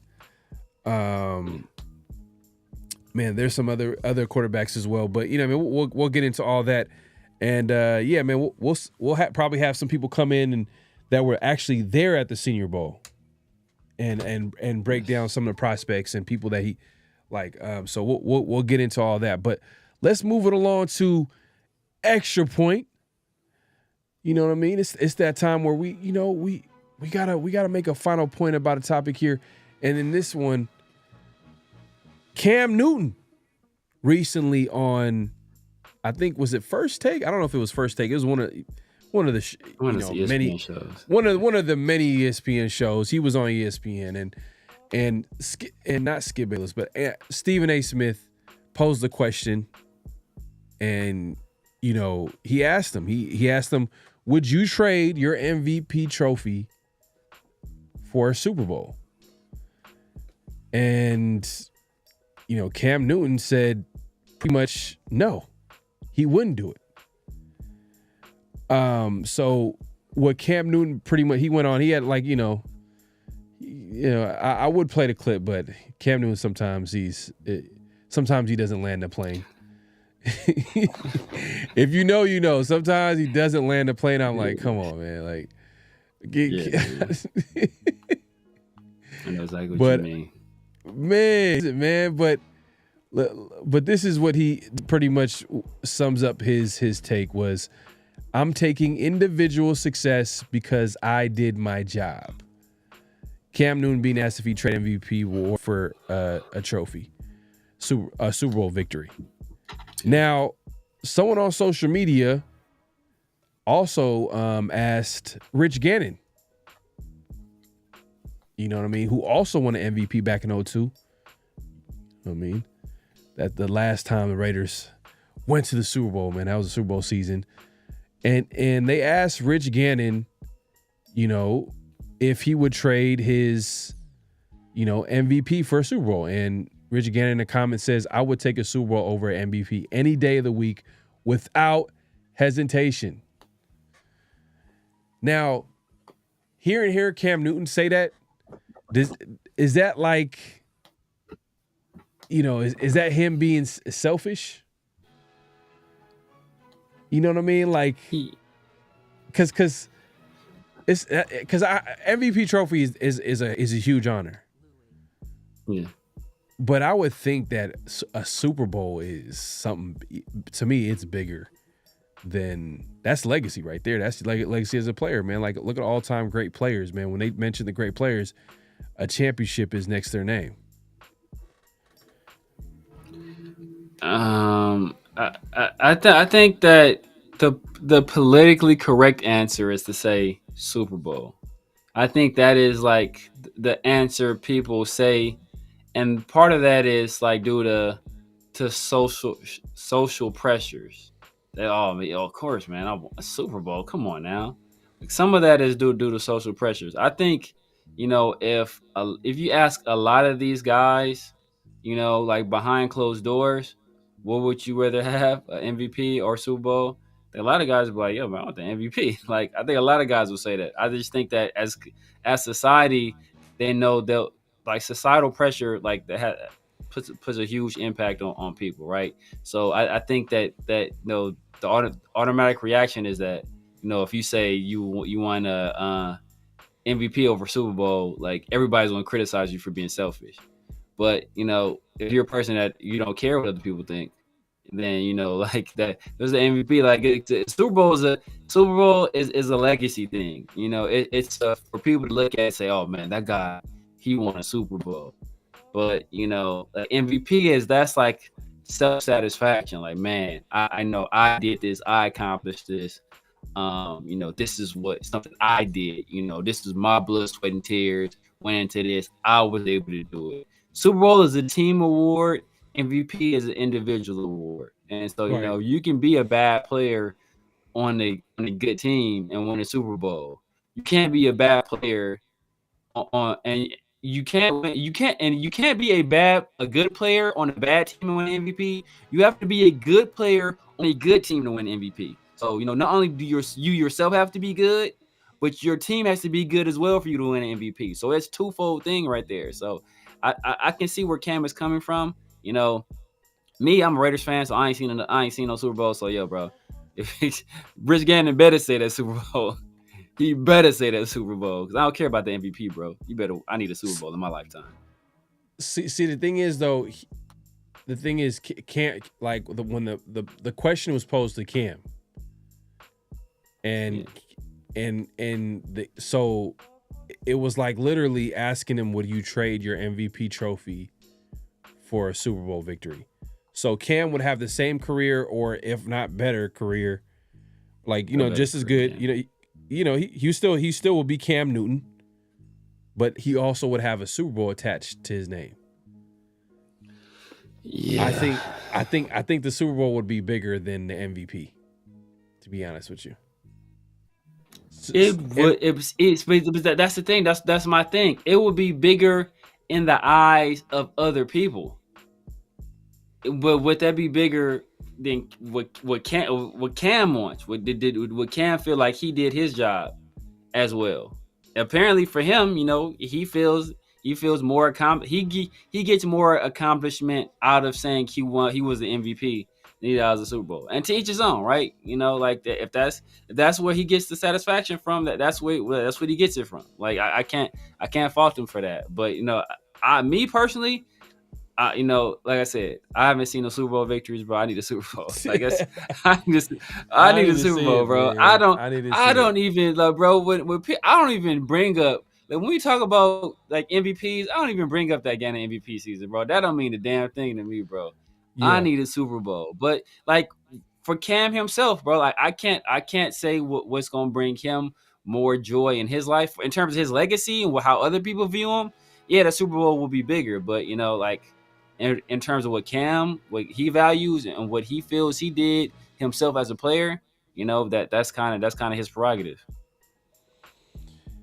Yeah, no, I understand. You know what I mean? At the end of the day, that's his opinion, and obviously he won an MVP and he went to Super Bowl, but ended up losing against the Broncos.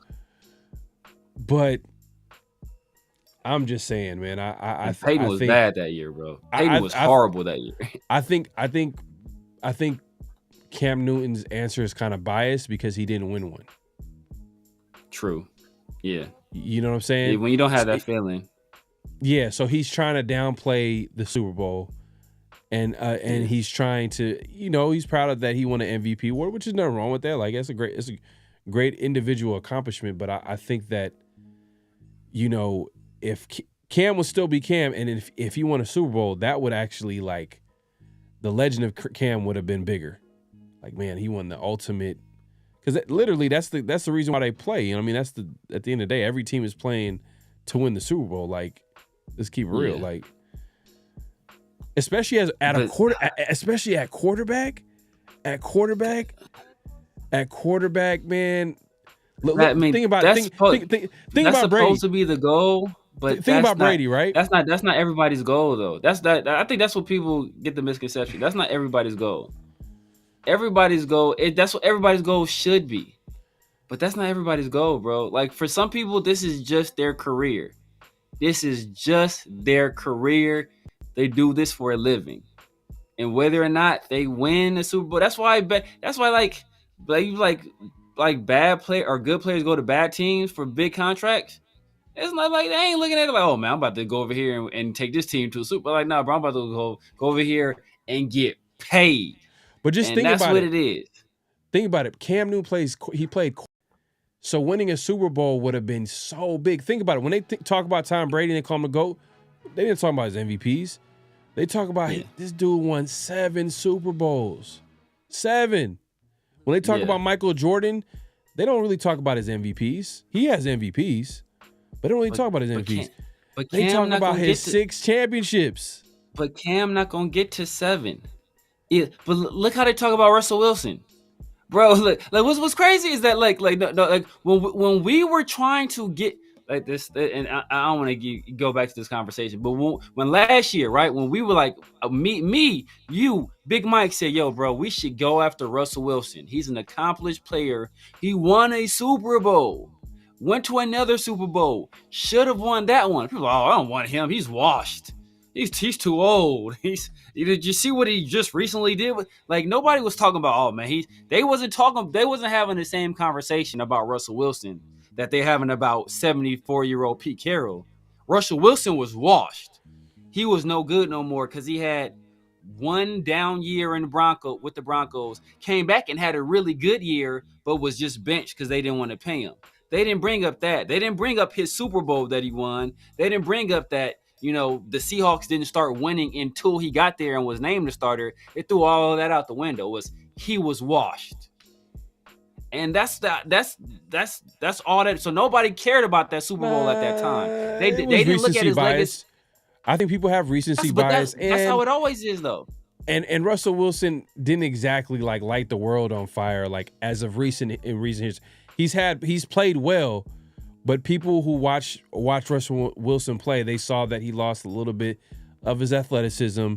You know what I mean? He's a little bit past his prime. So he was aging. He's getting up there. Even though he was putting up decent numbers, it wasn't correlating with winning. You know what I mean? So he goes to the Broncos. They didn't win. He goes to the Steelers. They win some games. You know what I mean? But I don't think it's because of Russell Wilson, and that's always been the case with Russell Wilson. If we're being real, when he won, it wasn't because of him.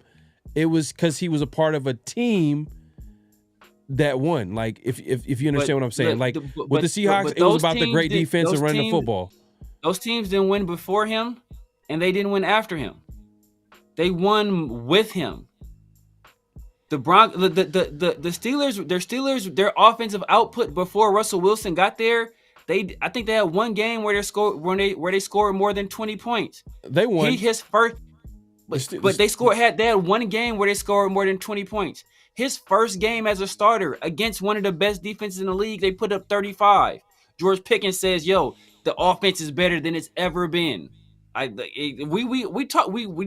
to say we had that as a notable quotable. He took that offense to a completely different level. So before they were winning in spite of the quarterback, Russell Wilson gets there. They start winning because of his play. Right. And I'm not same thing with the Seahawks. They went 79 the 2 seasons before him. He gets there, they go 11-5, and then what happens after that? They start struggling, and then they find Geno, and then Geno starts winning some games. Right. But what I'm saying is that you brought up Russell Wilson and you talked about how like, oh man, like see how people were talking about Russell Wilson, which I was one of the people that like, hey, the Raiders should look into signing Russell Wilson to a vet minimum contract, and it would be even better because the Broncos be paying the tab. You know what I mean? They literally will be paying the tab because they were paying. So it'd be even. It was basically a low risk, high reward move. It didn't work out. They can cut him at training camp. That's how low risk it was. But that being said, as far as how people felt about Russell Wilson and him as a quarterback, some of it was kind of valid because he wasn't really, lighting the world on fire. You know what I mean? So it wasn't like he was, putting up like huge numbers or whatever. But I understand that he won a Super Bowl, and you're trying to make a point that, like, hey, just because he won a Super Bowl doesn't mean, you know, People didn't give a damn about it. No, nobody said Super Bowl winner Russell Wilson.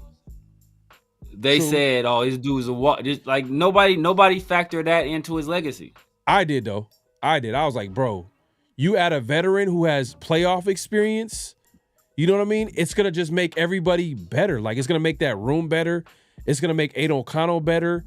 Whatever young QB, if they were to even address a QB in the draft or get a Michael Penix somehow, some way, which obviously we all know how it played out, but it would have made that room better. But, you know, I get you.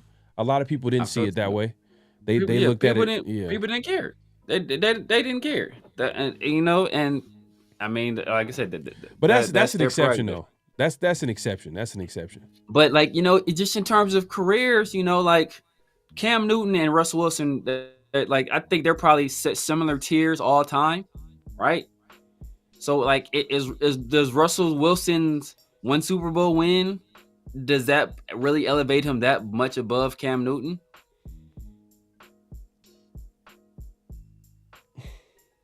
Because people, I'm taking. Are you saying who's better, Russell Wilson or Cam Newton? No, I'm just talking about how they're regarded all time. All time? Yeah, they're about the same. They're probably in that same tier. I don't know about that one, man. Cam or you say Cam, or you say Cam clears, right? Damn, you know what? It's the thing about Cam, his. I gotta look at like his. Hey, look, you arguing to get your own argument right now. You arguing to get your own argument because Russell Wilson. You arguing to get your own argument right now because Cam's prime was kind of like short. Like how good he was. It was short. His career period was kind of short. His career period. Yes, his career was kind of short. And then Russell Wilson. I think Russell Wilson had probably a longer. He's definitely had a longer career. But how long was his peak prime, or how peak? Well, how good was he at the peak of his prime? Basically, I don't think Russell Wilson was ever as good as Cam. This is his peak. I don't think he was as good. That's fair. He won MVP. That's fair. That's fair. But Cam won MVP. Exactly. Russell Wilson did. Russell Wilson ain't got one, but Russell Wilson has two. But as I was saying, but like all time, they're going to be regarded basically the same. They're going to be regarded basically the same. And you got Cam ahead. You making Cam point for him. Cam like, man, F this ring, bro. I got an MVP. Forget what y'all talking about. No, but I'm not saying it's the end all be all. Like I'm not going to say a player is better because he has rings. Oh, he's better because he has rings. But there are certain players who are both, you can make an argument that both players are both talented, but that one player was a winner. He won. He won more than that player. He was in playoff situations, and that player won. So there's nuances to the conversation. You can't just say you can't compare. It's not apples and oranges. You know what I mean? Like it's not like you can't just compare it. But so because you look at it in two ways, right? Like how it affects you and how it affects you individually, or what you value individually, and how it affects your legacy. So Cam is already saying that individually he prefers the MVP. That's what he's saying, right? For whatever motives he says that for, he says that's his testimony. And we're saying that, well, all time you gotta look at the guys that are winners. They won a Super Bowl. Well, in terms of legacy, those guys are regarded as better. But you just told me that you regard Cam Newton as better than Russell Wilson, they're similar guys. But that Super Bowl, him not having one and Russell Wilson having one, isn't necessarily putting Russell Wilson above Cam Newton. So what it is that Russell Wilson was probably better longer. Like he had a longer career. Yeah. But I just feel like Cam Newton's peak, and this is someone that you got to watch it. You got to see Cam Newton's peak, which is obviously the MVP season that he had. They Like, damn near went. They were damn near. They lost one game. Well, they lost 2 games all year. The last game to the Falcons and then the Super Bowl. Those only 2 games they lost all year. And like Cam Newton was a big part of that team's success of going to the Super Bowl. Yeah. Russell Wilson was never that. He was a big man. Come on, bro. He was a big part of their success. He was never. Bro. No, bro, he was a big part of their success. He not, bro. No. He never led the team. He didn't lead the team. The reason why the Seattle Seahawks won. Bro, he was considered a top 5 quarterback, man. He was considered a top 5 quarterback. Come on, man. He was considered a top 5 quarterback. Hey, bro, we all found out that years later this dude was not as good as we thought he was. I in my opinion, the reason why the Seattle Seahawks were good and were winning was because of he was probably number 3. You know, at best number 3 reason why they won was their defense and Marshawn Lynch, beast mode. They had Marshawn Lynch and that same basic defense the 2 years before he got there. And what they do? They went 7-9 both years. He gets there, they go. They went to the playoffs. They went to the playoffs. Bro, they went to the playoffs going 7-9. Bro. Hey, they went to the playoffs. They won the division at 7-9. Hey, they went to the playoffs. Bro, they went to the playoffs, and they won a playoff game. And they won a playoff game. Yeah, that team that you're talking about. That playoff game was because of Marshawn. That was the Beast Quake game. But okay. They went 7-9, bro. That was 7-9. But they went 7-9. But okay. That's beside the point. So they shouldn't have been in the playoffs. The division was so bad, and all their wins were in that division. That's beside the point, though. They were so bad. The division, but they went 7-9, bro. Like you look at it, that's a 7-9 team. Hold on. What was okay? Name. Okay, so you're saying that the reason why the Seahawks won and were great was because of Russell Wilson. Like Russell Wilson was the biggest reason or second? Part of it, yes. But I said he was number 3. He wasn't bigger than Marshawn. He wasn't bigger than Marshawn. They didn't win a Super Bowl. They didn't have a winning season until he got there. They didn't go above 500 until he got there. They had Marshawn both those years. He wasn't bigger than Marshawn. Are you serious? He's bigger than Marshawn. Marshawn, yes. No, he wasn't. No, he wasn't, bro. Oh, he was bigger man. than Marshawn. Yes, he was. Hell nah. He was bigger than Marshawn. It was defense than Russell Wilson. They didn't win until he got there. Marshawn. It was defense than Marshawn. They didn't win. That's the reason why they didn't win. Russell, bro. They paid Matt Flynn all that money. They didn't pay Matt Flynn all that money because he was going to be handing it off to Marshawn. Why did they give Matt Flynn that big contract? Why'd they give Matt Flynn that huge contract, bro? Because they needed a quarterback. This is where we. This is. Man, I don't think you believe what you're saying right now. Bro, believe it or not, they didn't win until they got there. They had Marshawn both those years and went 7-9, bro. Like, what are you talking? Like, that's not even an argument. It's not even an argument. Hey, I'm not arguing that Russell Wilson didn't contribute to the team and didn't help them win. What I'm saying is that he was just part of the think about it this way. All right, great example, and it's a telltale sign of how Pete Carroll thought about his recent quarterback situations in the past. He went out his way in the pressure to talk about how, look, there are only certain teams that are going to have top 5 quarterback. It's you know what I mean? There's only going to be certain teams that can have a quarterback like that. But for the rest of us, you know, I'm paraphrasing here. For the rest of the NFL, he's a firm believer of putting a team, pretty much putting a team around that quarterback, having a run game, playing good defense, kicking it when you need to kick, and it shows. You know what I mean? Like Russell Wilson at his best, that's, you know, he was a good game manager because they had a great defense and they ran the football. And they would have never won without Marshawn Lynch. He was the MVP on that team. And they would have never won without Russell Wilson. He was the MVP. They had a better chance of winning with Russell Wilson than they had of winning with Marshawn. So they would have had more success with Russell Wilson and without Marshawn than they would have had with Marshawn without Russell No, Wilson. they would not have been the same team without Marshawn. They would not. They would not have been the same team without Russell Wilson. Okay, they needed obviously they need a quarterback. Obviously, but they would have had more success with Russ and with a average running back than they would have had with Marshawn and an average quarterback.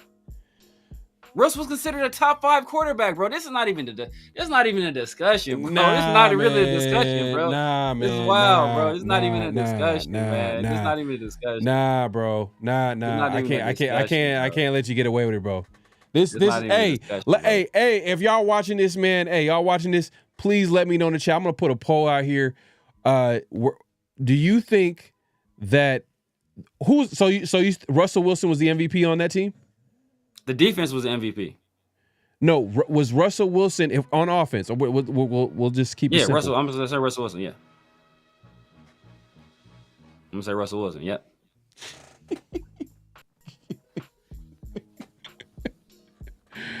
Oh my God. I'm gonna say Russell Wilson, bro. Nah, man. I'm taking quarterback all day, bro. Their impact on the game is too much. Part of the reason why Marshawn was able to do what he was doing is because of Russell Wilson. Like, bro, it's not even. It's like, hey, look, man. I'm gonna let you have it. I'm gonna let you know, bro. I'm gonna let you have it, bro. I'm gonna let you have it. I'm gonna let you have it. You're not letting me have anything because I'm gonna let you have it, bro. Look at the current team in the Super Bowl right now. This Philadelphia Eagles. Jalen Hurts is literally averaging just over 100 yards a game. Who's the best player in? Jalen Hurts is not as good. Jalen Hurts is not as good as Russell Wilson, bro. It's not even. And it's Saquon is better at it. Saquon is having a better season right now than Marshawn ever had in his career, ever dreamed of having. Better, and Jalen Hurts is not as good as Russell Wilson. Okay, you done? Wait, am I lying? This arguable. I mean, it's Come on, bro. Come on. We done, bro. Look. You moving the goalpost right now. You're talking about Russell Wilson and Jalen Hurts, but what I'm trying to say to you is that look at the current team right now, the Philadelphia Eagles. My main point is that it's led by a running back. The best player on the team is the running back. Arguably the best player in the league is a running back. And Saquon is having a great run. A better year than Marshawn ever had. And Jalen Hurts is nowhere near the player that Russell Wilson is. That doesn't matter. That doesn't matter because then it's not an even comparison. It's not the same thing. It's not about comparing. At the time, Marshawn Lynch was having a great season. That's what you're doing. You're comparing the two. But not in that way, though. You're trying to compare it like, What are you doing? What are you doing? You're comparing the two. Then you're saying I'm not comparing them in that way. Then how are you comparing them? Look, Marshawn was a big part of the Seattle Seahawks success. Huge part. In my opinion, he was the number 2 reason, arguably number 1 reason why the Seattle Seahawks had a success. Come on, bro. I'm telling you, bro. Hey, look. Put Marshawn over the defense. Look. I'm not gonna argue that. I know you love him. I know he's from the Bay, bro. But you gonna argue over the defense? I'm not. No. Don't change the goalpost. Don't change the goalpost. No, that's what you just did. That's what you just said. No. You just said arguably number 1. That's what you just said. Hey, he was a big part of that success, that team success. Come on, bro. In my opinion, bigger than Russell Wilson, and I just don't. Your opinion. Your opinion, and you can make an argument for that. In my opinion, Russell Wilson was the average running back. And I literally told you that Russell. I literally told you that the defense was number 1 reason. I told you. I said Marshawn was number 2, and Russell Wilson. You can make an argument was number 3. He was number 3 because obviously he plays that quarterback position. We all know how the quarterback position impacts the game. But come on, he wasn't bigger than Marshawn. I don't think the Seattle Seahawks would not have been the Seattle Seahawks without Marshawn during that time, during that run. And they would not have been the Seattle Seahawks without Russell Wilson during that time. I bet you if they handed that ball off to Marshawn, they would have had 2 Super Bowls. They would have won back to back. I bet you. That's what they should have did. In that situation, they for damn sure should have did that. Yeah, but that's just dumb play calling. Man. But I Oh man, hey, let us know in the chat, man, how y'all feel about this, man. Look, I don't even know how to phrase this question here. Who was a bigger reason for the Seattle Seahawks success? Marshawn or Russell Wilson?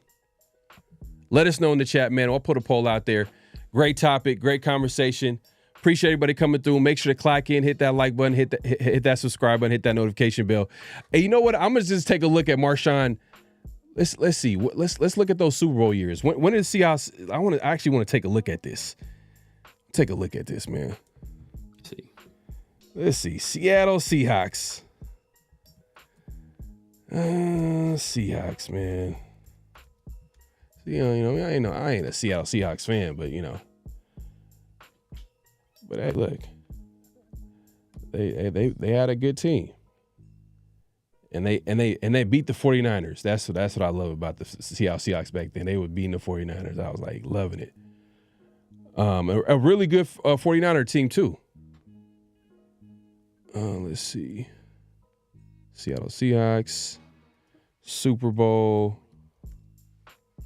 Let's see. It was 2014, and then 20 what's it? Hold up. 2014. Oh, hold up.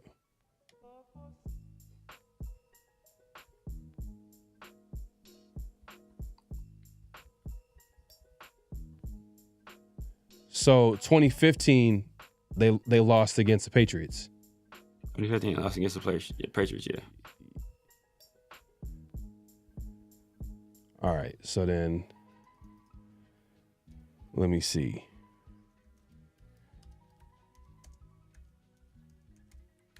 Man. Yeah, bro. Yeah, you crazy. Go ahead, look it up. Go ahead, look it up, bro. You out of your mind, bro. Go ahead, look it up though. Look it up. Look it up. Oh man. Yeah, look it up. Look it up. Look it up. Look it up.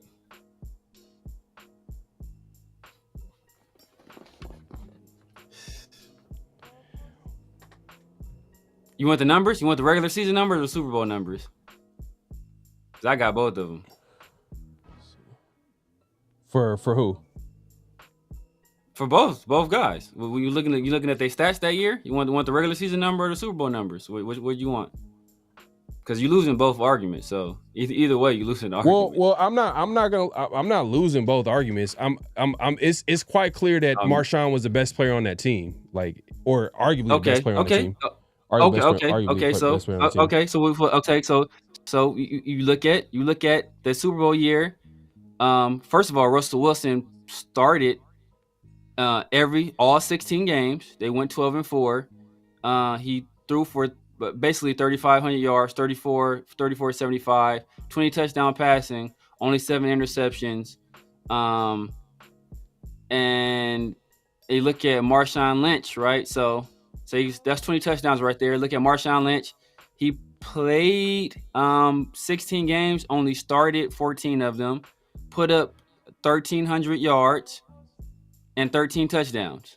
Russell Wilson, once again, started 16 games, played 16 games, put up 849 yards rushing by himself and 6 touchdowns. That's in addition to the 3,500 yards he had passing and the other 20 touchdowns he had. He accounted for twice as many touchdowns and more than half of the yardage rushing that Marshawn Lynch had. Come on, bro. It's not even an argument, man. Get out of here, man. Nah, bro. Almost 900 yards rushing and 3,500 yards passing. It's not an argument you winning, bro. Nah, bro. It's not an argument you winning, bro. Let's see. Hold on. Let's see. Not an argument you winning, bro. Not an argument you winning, dog. Come on, man. No, look at you. You're going game by game now. I just pulled this up right now. Let's see. see, 2015.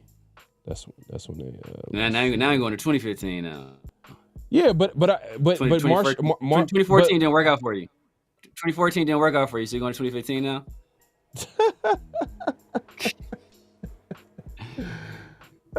Russell what? Oh, 2014. Oh, we really. Oh, you want to look at 2014? Hey, look. Yeah. Look at 2014. Look. 2015. You could look. Let's see. The thing is though. The thing is you're trying to use. Hold on. Let me see. I'm trying to use what? Hold on 1 second. What am I trying to use? The statistics? Because you thought it was going to be a wash. So when you thought it was going to be a wash for Marshawn, that's why you came here. Well, because why you came here. No, but the thing the thing now, is the now thing we're is moving the goalpost. No, because I didn't say Russell Wilson's a bad player though. That's the thing. You're trying to make it seem like, why is it showing the record? It's not showing. Hold on, let's see. Hold up. So I showed you who accounted for more touchdowns, who still put up 3,500 yards passing, and damn near 900 yards rushing. 17 total touchdowns in 2014, over 1,600 yards total offense with receiving and rushing. Hey, look, he is the running back. Did Russell Wilson play bad? No. But I'm taking Marshawn was the best player on that team, bro. Come on, like you're trying to make it seem like. Hold on, let me see. No, go ahead. Go ahead. Keep talking, bro. Keep talking. I'm trying to pull up his numbers, but I don't know why I can't see his 2015 numbers. Because he can't see the 2015 numbers because guess who was the leading rusher in 2015 was Thomas Rawls. Because Marshawn only played 6 games that year, so Thomas Rawls was the leading rusher on the team with 830 yards. But go ahead. And No. So hold up. No, the Super Bowl for also it's 2013. It's 2013 season and then 2014. Oh, okay. So that's the 2014 season where he had over 1,600 yards rushing. Let's see. Okay, so he had about the same numbers, a little less than 6. So he had 1,500 yards total offense, 12 rushing touchdowns, 2 receiving, 14. Let's see, 140 yards in the playoffs. Okay.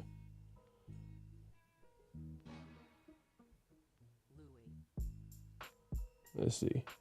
And you said Russell Wilson's numbers? What did you say Russell Wilson's numbers were? Well, for that year, I was looking at the 2014 season. The 2013 season. Let's see Russell Wilson's numbers.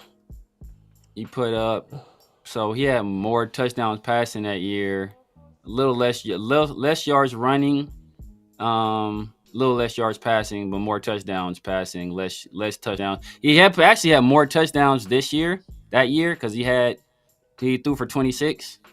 If you're looking at the 2013 season when they entered in the Super Bowl victory, but he only ran for 539 and 1 touchdown that year. So he ran for 539 yards and 1 touchdown, but he threw for 26 touchdowns, so he counted for 27 touchdowns that year.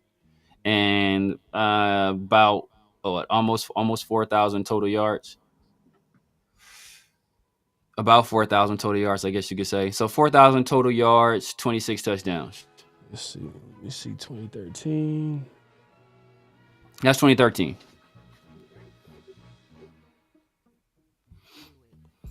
Damn, this shit tripping.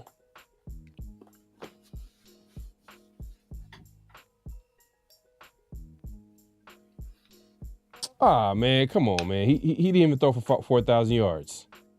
Come on, bro. Marshawn barely ran for it. He didn't even reach 1,300 yards. You made it seem like he was dominating, bro. Like this is solid. You make it seem like Marshawn was dominating. He put up 1,200 yards, bro. Okay. So okay, all right. Okay. Yeah, and for Russell Wilson, you made it seem. Hold on. Relax, chill, relax. They They gonna see the numbers. The people gonna see the numbers. He didn't. And look at he, 2013 and look at 2014 too. He threw all right. He had a solid year. He threw just above 3,000 yards. And Marshawn had a solid year too. Yeah, okay, but he was the best player on that team. He was arguably the best player on that team. Russell Wilson accounted for more than twice as many touchdowns, and almost 4 times as many. Let's say 3.5 times as many yards. So you're what you're saying is Russell Wilson is the second. He almost ran. So he was the second. He almost ran for half as many yards as Marshawn did from the quarterback position. So you're saying Russell Wilson is the second best reason why the Seattle Seahawks won. Yeah. The defense was number one, and the defense is number one by far. It's not even close. Defense is number one by far. But Russell Wilson is number 2. Like, look, the numbers bear it out, man. Nah, man. Nah. So that's 2013, and you said the 2014 season where he played better. He played even better. He played better. Let's see.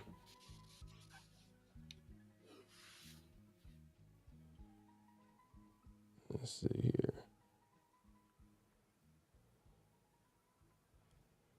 Oh, why is he on the fantasy?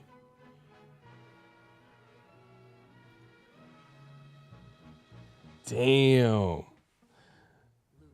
Man.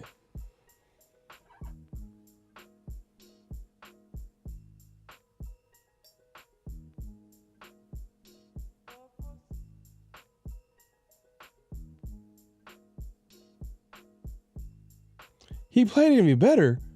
What are you talking about?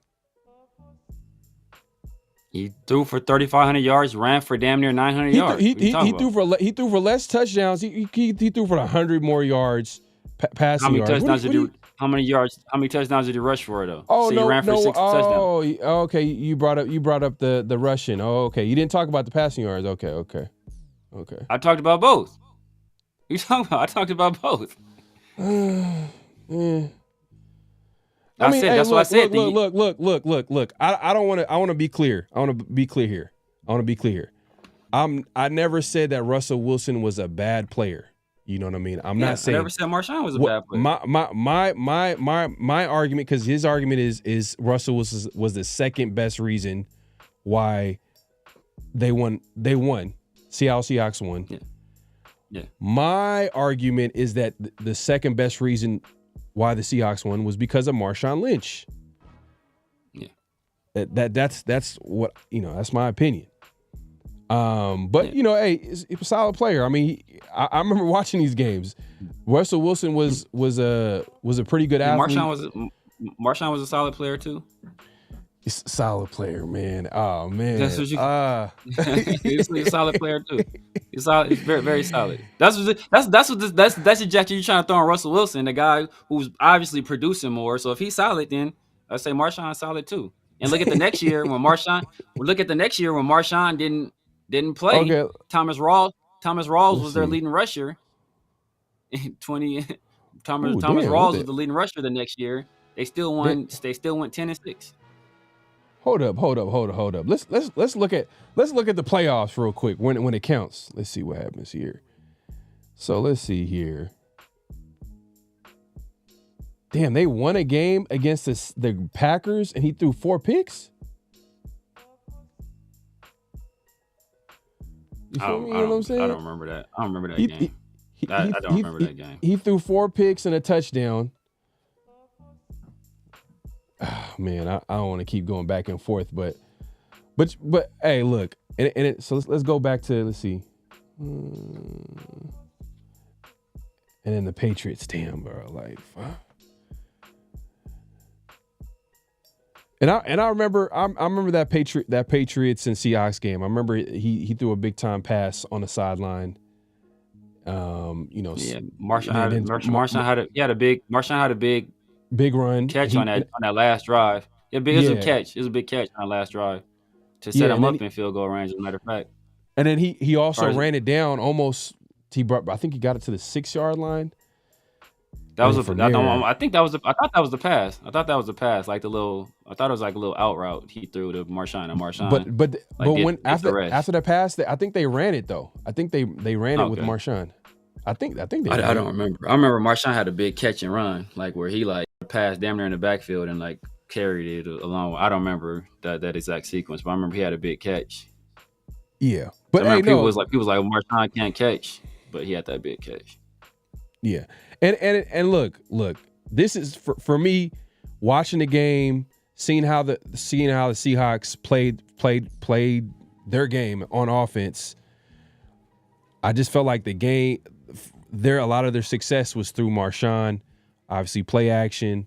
Russell Wilson was a good player for them. I'm not arguing that, but I just think that Marshawn wasn't there on that team. I don't think they would have the same success. I don't think they would have the same success with an average running back. Because, man, I don't know, man. But I don't this is a good. I don't think they'd have the same success with the average quarterback. So with the worst quarterback, I mean, yeah, but like, what we're arguing is it's like close. It's like what we're saying is what I'm saying is he's the second best. Yeah, and Russell is the third. Well, you said best.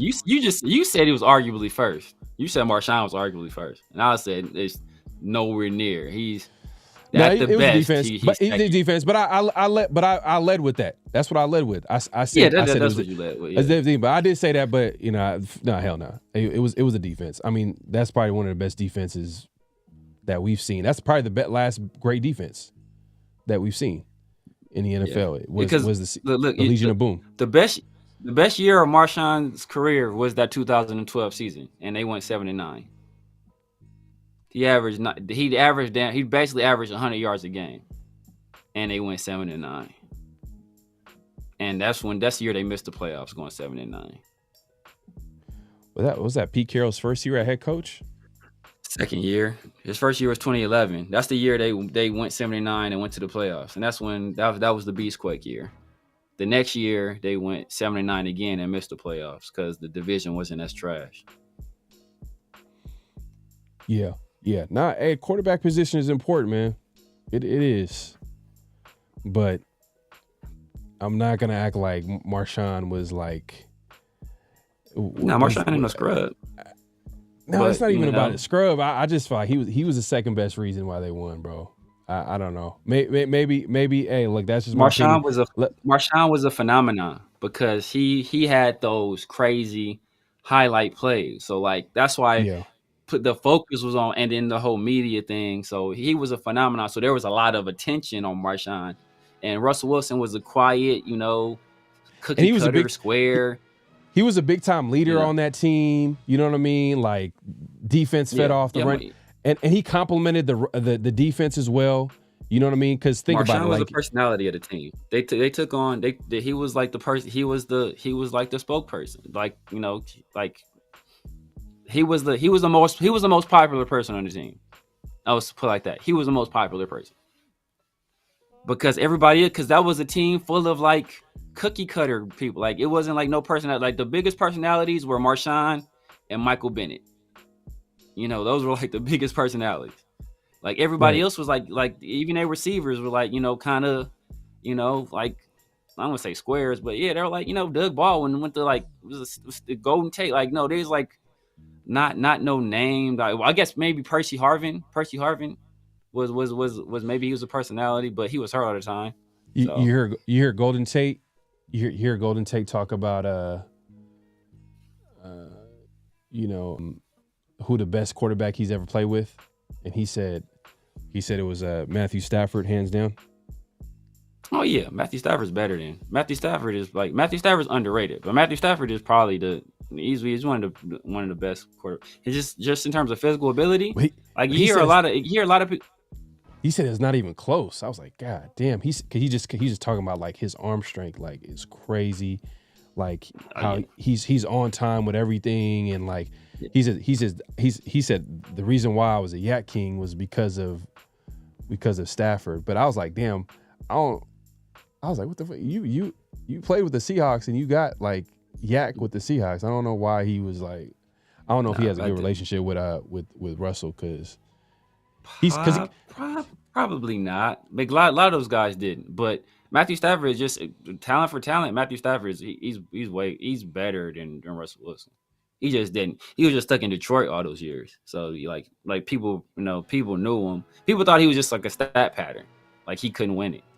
But he's putting up some crazy numbers, bro. He's put up some stupid numbers. He just never won until he got to the Rams. Yeah, but he was like, it's not even close. He was talking about his arm strength. He makes a slant look like, he'll when he throws a deep throw like 60 yards down the field, he makes that. It's the same type of. He says the same type of like. You think he's throwing a slant? He's throwing like 60 yards down the field. Yeah. He has a crazy arm, man. Which he has a crazy arm, but it was just like kind of like I don't know why he. I guess maybe he was just being hella honest, but. Yeah. But it is. But Russell Wilson is one of the Russell Wilson being regarded as one of the best deep ball throwers in the league. Yeah, which is his entire career. Yeah, but the thing is though, Golden Tate played longer. Did he play long? I think he played longer with Seattle than he did with Detroit, right? I know he went to Seattle. He was with Seattle first. I don't know. I think he played longer in Detroit because Doug Baldwin was they kind of pushed. Doug Baldwin kind of pushed Golden Tate out of there. Yeah, let's see.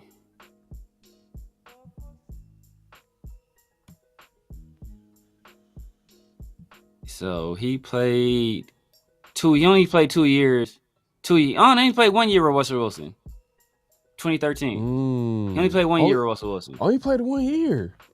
Damn, I thought he played longer than that. He only played 1 year, and that's the year they won the Super Bowl. He played 1, 2, 3, 4, 5 years with Matt Stafford. Well, 5.5 years with Matt Stafford. What? Wow, I thought he played longer with Seattle. He spent the first 4 years of his career in Seattle, but only one of those years was with Russ. Okay. And he spent 5 years. Okay, that makes sense then. He had a better so that comment where he says I became a Yak King because of Stafford, because every time because he would throw the ball on time, and then he would just like picture how he would, where he would go and make the next move he would make. But yeah, man, hey, make sure to clock in at this point, clock out, hit that like button, hit that subscribe button, hit that notification, man. We appreciate everybody coming through. Severe, let the people know where they can find you, what to look forward to, all that good stuff. Man, you guys know what it is. The Severe Raider here on YouTube, IG, X, TikTok, Snapchat. Be on the lookout, around the Shield Friday nights, man. We do, I do, a show with my guy 805 and Chris. That's every Tuesday afternoon. And of course, the world famous, soon to be world famous 50-50 show with Pharaoh every Tuesday evening. You know what it is. Make sure y'all stop by the 50-50 shop as well. Get yourself something nice, get your girl something nice. Valentine's Day is quickly approaching, man. So, hey, what better way to show her how much you love her than with some 50-50 merch, right? That's how. So, like, Chad Johnson know all about 50-50, but that's the topic for another day. It's a whole different conversation. Man, man. Yeah, man. Hey, look, like you said, man, 50-50 show every Tuesday nights. Make sure to tune in. That's when we do our live show. We drop an episode every Friday. Sometimes, live show with Around the Shield, but, usually it's an episode that we drop every Friday. So make sure to tune in. We are going to have more guests coming on. So, let us know in the comment section who you guys would want on. Let us know your thoughts on the show, man. What do you think of conversation? Who was a bigger reason for the Seahawks' success? Russell Wilson or Marshawn? Is Pete Carroll the right man for the job?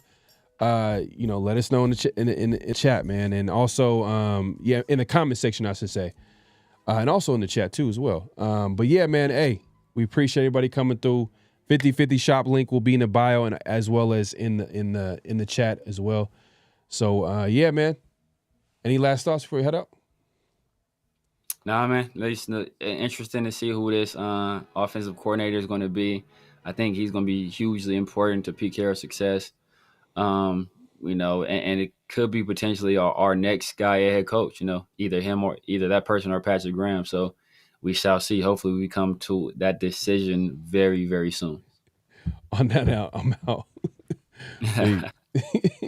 Just win, baby. Hello?